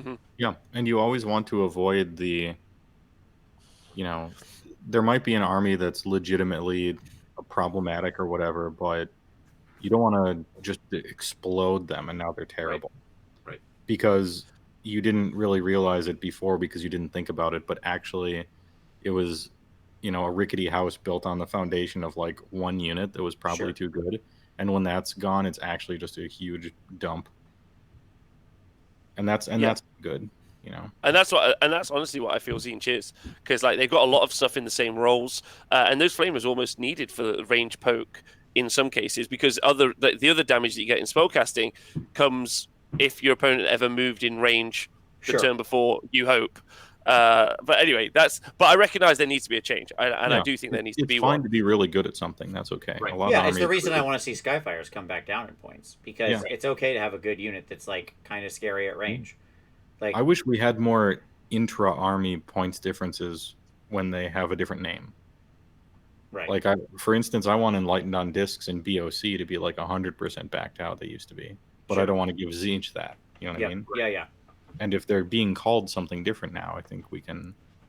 Like, well, this would go to, like, the Celestin Prime, 300 in Stormcast, 340 in every other army he allies into, right? That kind of thing. Sure. Yeah. Yeah. I mean, it may be too much, but what if there were 2 columns? Yeah, it's fine. Sure. Or there's already 2, you know, one is called Tzeentch Skyfires and the other is called Beast of Chaos Skyfires, and they're bolded, and there you go. Yeah, I mean, they already did that with Giants when they reprinted them in 17 different books and gave them different points and different names. So it's not like it's unprecedented. Yeah, it's a little more of a gray area because Chaos tends to share units and just kind of does whatever it wants when it's sharing them half the time. So that is a little messy, I suppose. But I feel like there's a solution there if you just kind of look at it. Yeah, I agree. It's what they should have done with old Grimghast Reapers, right? So that they're still good absolutely. in Night Hunt, but they're probably too good in LON, right? So you just make the LON ones go up a little bit. And then Night Hunt doesn't have, you know, their Kool-Aid dumped out when they weren't doing anything wrong. Yeah, I mean, they were getting the backhand Reapers of that are still fix. too expensive even now. I can't believe they didn't go down, but whatever. All right, it's fine. Yeah. Yep. What other army haven't we touched yet? OBR, Fix Petrifex Elite. There you go. Done. Thank you. Moving on. Other than that, the army's fine. Yeah. Like, it's a perfectly fine, functional, interesting, fair army to play. It's just Petrifex Elite is busted, so cool. Yeah, keep the Rend, do something to the saves, and then they'll take Catacross anyway, and it's fine. Yeah, or keep the saves and ditch the Rend. Like, I don't know, whatever's appropriate. And drop the points on Stalkers and Immortalis Guard. Yeah, 100%, easily. Yeah, agreed. Drop them down to 160, make it aggressive, and make the OBR player think about what they need to build. Yeah, 100%. definitely. Yeah. What do we want to see with slaves? Demon Rift go up. Sure. Like, allegedly it's going up to 80, because we've seen like a potential maybe the points. Who knows? Right. I'm getting some pushback in the chat.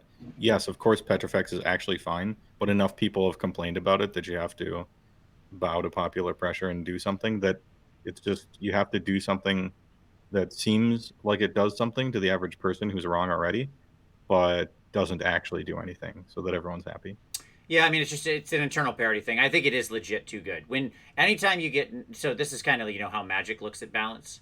They don't look at it from one dimension. They look at it from like 8 dimensions, right? It's about what's a deck's win percentage, what's the engine that's pushing Magic that card. takes balance actually seriously. Oh yeah, sure. And they have like 8 different dimensions they evaluate that on, right? Like, in what percentage of winning decks is that card occurring, and what percentage of the total meta is that card occurring, and what percentage, like, how much of a spread across the current available sets in the meta are cards being selected from. Like, they look all over the place, and like they attack this from lots of different ways.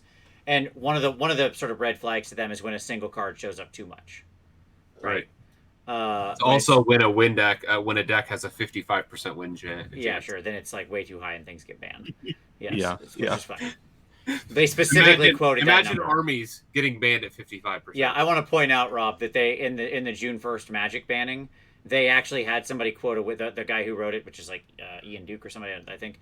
He said, we were watching this deck, and this deck drifted up to a 55% win rate, which we thought was far too high. So we're taking, like, we're banning out this card. I thought you'd really enjoy that. Beating heart. Yeah, be still my beating heart. Like, 70%, that's fine. Yeah. So, but, like, you know, Petrifex Elite or something like 99% plus of all selections. That's a problem for internal parity. Yeah. Right. So, like, I'm not asking to make it bad.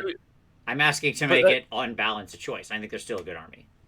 Can we buff the bad ones too, though? 100%. Yeah, absolutely. sure. I'd love to. I am totally up for that. Yep. Okay, then make Arcanites great again. Yeah, then we can shake hands through the screen and we're good. Like, yeah. Can we also not make sub-factions cost points? Can we make them cost points? Stop it. Stop trying to ruin the game by costing everything. No, just build them correctly. And get rid of the concept that they're not a thing. By the way, this is part of the road that I knew we were going to go down. If you go back to when they started introducing these sub-factions, I even commented that this is a dangerous road. Right. Because what's going to happen is everybody's going to want them. And then items need costs. And then everything needs costs. And it's like, and now list building is a nightmare, and we're just playing 8th edition, and everything's terrible again. No, stop trying to ruin Warhammer. Okay? you can balance these. I wouldn't be the terrorist if I wasn't trying at least. Sure, to sure. You can have a compromise of them. The compromise is they just write better. Yeah, and then that you fixes can all the problems. exactly. You can balance these. Here's how you balance it. You ready? You actually make them good against each other, which, by the way, they did in Realm Lords, where 3 out of the 4 of them I think are all actually quite compelling, and one of them's kind of like man. But still, the fact that there's I couldn't pull a best out of that book.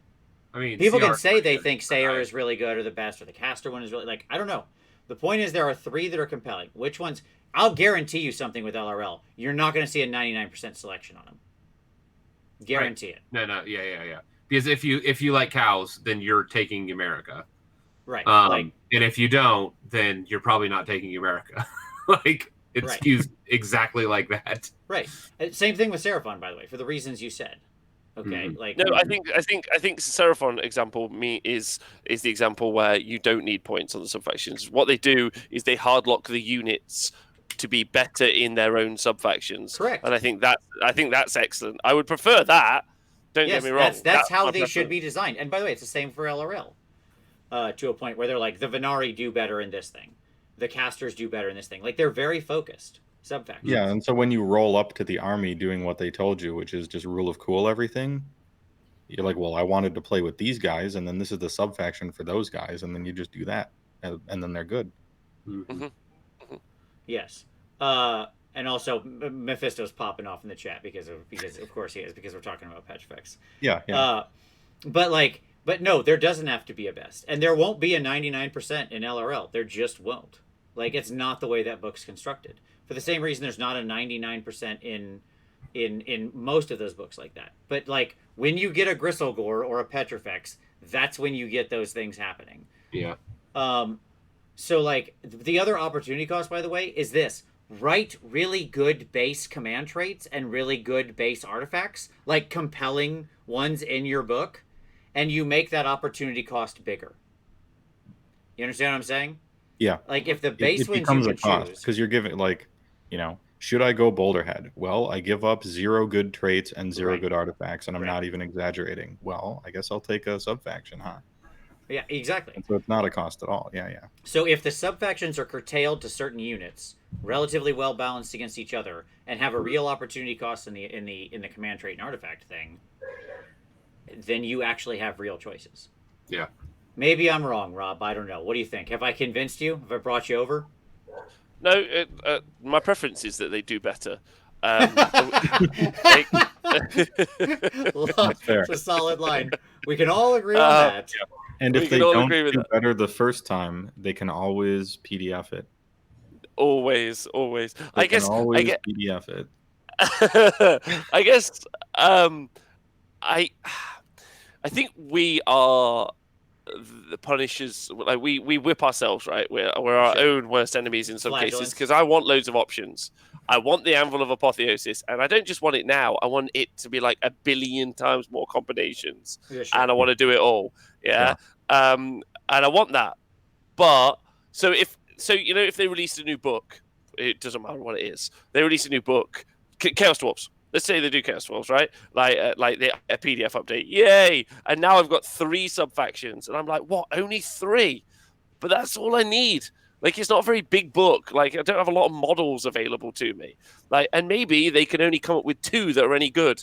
In which case, fine. One that the dwarves are good in, and one that the cows are good in. And I'm like, that's okay. But then some people might be like, that's not enough. I feel like they feel like we need to have, like, they're like, it needs to be a 70-page book or whatever it is. So bang in a couple of extra subfactions and have done with it, sort of situation. Yeah, and I feel like go ahead. I was just going to say, if you've only got 3 good ideas, just do those. Sure. Yeah. Because at the end of the day, every army only ends up using 2 of their subfactions anyway, for the most part. Mm-hmm. And 2 of their 6 spells in their spell lore, and 2 of the artifacts out of the 24 artifacts they give you. Sure. For the most part. I'm exaggerating, but on some I mean, some of this is obvious. Just stop writing really bad artifacts and really bad command traits. It shouldn't be that hard to another figure out. reroll 1 to wound artifact in the game? Right. Can that ink just be saved? Yeah. Like, you know when you write a book that you're writing bad artifacts. Like, they have to know that. Yeah, they're typing This command trait adds 1 to the wound characteristic of the hero, and then they pressed enter, and they're like, "Yep, that's a hot. I did that's that. a hot target right there." Yeah, exactly. That's right. I just wrote that you can once per game reroll a charge, and you get +1 to bravery. Yeah, I put that in there. That happened. How did they work it out? How did they +1 to bravery? Can we also? I never want to see that ever again in my life. No, in Anvil, +1 to bravery costs 10 points, and it's so good you can only take it on a gargantuan mounted hero. A command ability to add +1 to hit combat phase or within 18 inches costs 0. And so I think this should enlighten you to a little bit of the points discrepancies we've been seeing in their game. Mm-hmm. Yeah. Yeah, that's true. Yep, that's true. Slaves. I mean, I hope they somehow fix Marauders in the PDF and make them. I don't think they will. I think they'll just up their points some, which is the wrong fix. It's exactly the wrong fix. Yeah, exactly. But they also need to change Warriors and Chosen as well. Warriors. So I was thinking about this. I was thinking about the Warrior problem, the Liberator problem. The Blood Warrior problem. The Blood Warrior problem. Sure, absolutely. All of these. The almost every 32mm base problem is that they're just worse than a cloud of idiots with a bunch of buffs on them. Yes. Almost systematically. Almost. I agree. And these are all like Anvil leaning units, theoretically, right? Yeah. I call them Anvil leaning because it's not like they're really hardcore Anvils. Right. But like, isn't the answer for these guys to just make them like actual elite troops? Like actually have elite profiles to where they actually have, you know, things like Rend, since 10 of them are effectively 180 or 200 points or whatever they're going to be, right? Wouldn't the answer just be to actually make them worthwhile? Didn't we solve this when Ardboys went to 90 for 5 and they actually have like a true elite offensive profile and then people actually used them? So shouldn't Chaos Warriors and Liberators and all those things just have real elite profiles? Like if you don't want to give Libby's Rend because they're meant to be ultra defensive, then okay, put them on 3-ups rerolling. Or something like that. Like a true elite defensive profile. Yeah. Right? Yeah. In other words, make them worth it. Usable. And good. Yeah, like when you read the story in the book and you're like, every single Liberator was a king. Right. Who also single-handedly fought off 100 demons before he was killed and reforged. And now he's on a 40mm base with 2 garbage attacks. I'm like, poor guy. And he's worse than a bird. Right. Yeah. Like, just stop thinking of them as 5s and start thinking of them. I don't care how you price them. I'm saying think of them as 10 for X. Yeah. And that's the stats they should carry. And they just don't right now. There's no way that charts out like that. There's so many, like, quote-unquote elite infantry that are, like, 10 for 130, 10 for 140, that have vastly superior stats to the guys that are technically 10 for, like, 200. Right. Mm-hmm. Right? Yep. The poor paladins for Stormcast just stood there like, what have we ever done wrong? And the answer is nothing. You're like specialists in your field. There's already an inherent cost in that they're not good against other units, so they don't need to be expensive. Yeah. Like they need. All of the paladins should be what the Liberators are. Right. Not necessarily the same cost, but closer to that cost than where they are. Right. Yeah. Because the Stormcast are supposed to be like everybody's George Washington and, you know, some liberator from history, right? Yeah, absolutely. Robespierre and stuff, like in big armor. Yes. Okay. Yeah, I completely agree. And then beyond that, like, you know, fix that stuff. Make Chaos Knights could be a little cheaper, and that's fine. That they probably are a points thing. And then they'll be fine and competitive because they can actually get good enough with the bonuses if you just make them like a little cheaper, put them in kind of that, you know, elite heavy cavalry range, like pigs and stuff of that nature, not blood crushers, skull crushers and things of that nature. So cool beans. Who haven't we touched? Is that everybody? Have we fixed it? Did you say Sylvaneth? Everybody. Sylvaneth was already quote unquote done. I just wanted to know. Sorry, can I just chip in on Sylvaneth a tiny bit? Please. Sure. Oh, go ahead. I just think that in Jay and Silent Bob fashion, they need to knock on the door of everyone who bought that book and apologize person to person. Yeah. Like, that's we're sorry. in the PDF. And it should Fair be enough. That's signed. it. Yeah. I don't disagree with that. Yeah. Oh yeah, Good. Vanguard get a little cheaper too. There you go. That's fine. Super good with that. All right. Yeah, Vanguard went down. Yeah, so it is now reset the clock. Absolutely. Just Every like year for the game's entire history, Vanguard have either didn't have points or went down. right. Exactly. I love I look how forward to seeing them being playable in 2030 by this. it's exciting how far they think 15 wounds can go. Yeah. It's cute. So It is all right. cute. Cool. There we go. I think we've solved it, gentlemen. We've done it all. There Yeah, it all right. is. The game's fixed. Please enjoy. We'll hopefully see that PDF sometime soon. So, hey, Woah. It's gonna be the 2 weeks. I know it's gonna be 2 weeks. I know, but we'll see. I maintain hope. Chances are it'll drop tomorrow, just to spite me. So we'll be right after the show. It's either tomorrow or 2 weeks. Those are the only options. Now I can do a show about it, and you get double coverage. So there you go. For those views, like and subscribe. Hey, Woah, thank you very much, buddy, for coming on today. It was a great time. Yeah, always a pleasure. Rob, thank you for staying up late with us. Appreciate it, sir. It's my pleasure. You are wonderful gentlemen and a great group of people to talk Warhammer with, so thank you. Thank you very much. Tommy, appreciate it as always. Yep. For all of you out there, thank you so much for watching. It's awesome to have you with us, that you stuck with us for the whole 3-hour show. This is a long one. I didn't think this was going to be this long, but it was. So, hey, if you liked this and stuck around the whole time, why not hit that like button? Look how easy it is to just move your mouse from like here over to here and click a little thing. See, it's that. I've just done the amount of effort like 5 times I need you to do. And if you do that, it helps other people find this show, which is really appreciated, especially on a show like this where it's on a big popular topic, and it just makes it easier for people to go out. Also, if you smash that bell, you'll get regular updates. That's right. So smash all the appropriate things. Do all that smashing. But seriously, thank you very much for watching. I really appreciate it. And as always, we'll see you next Wednesday.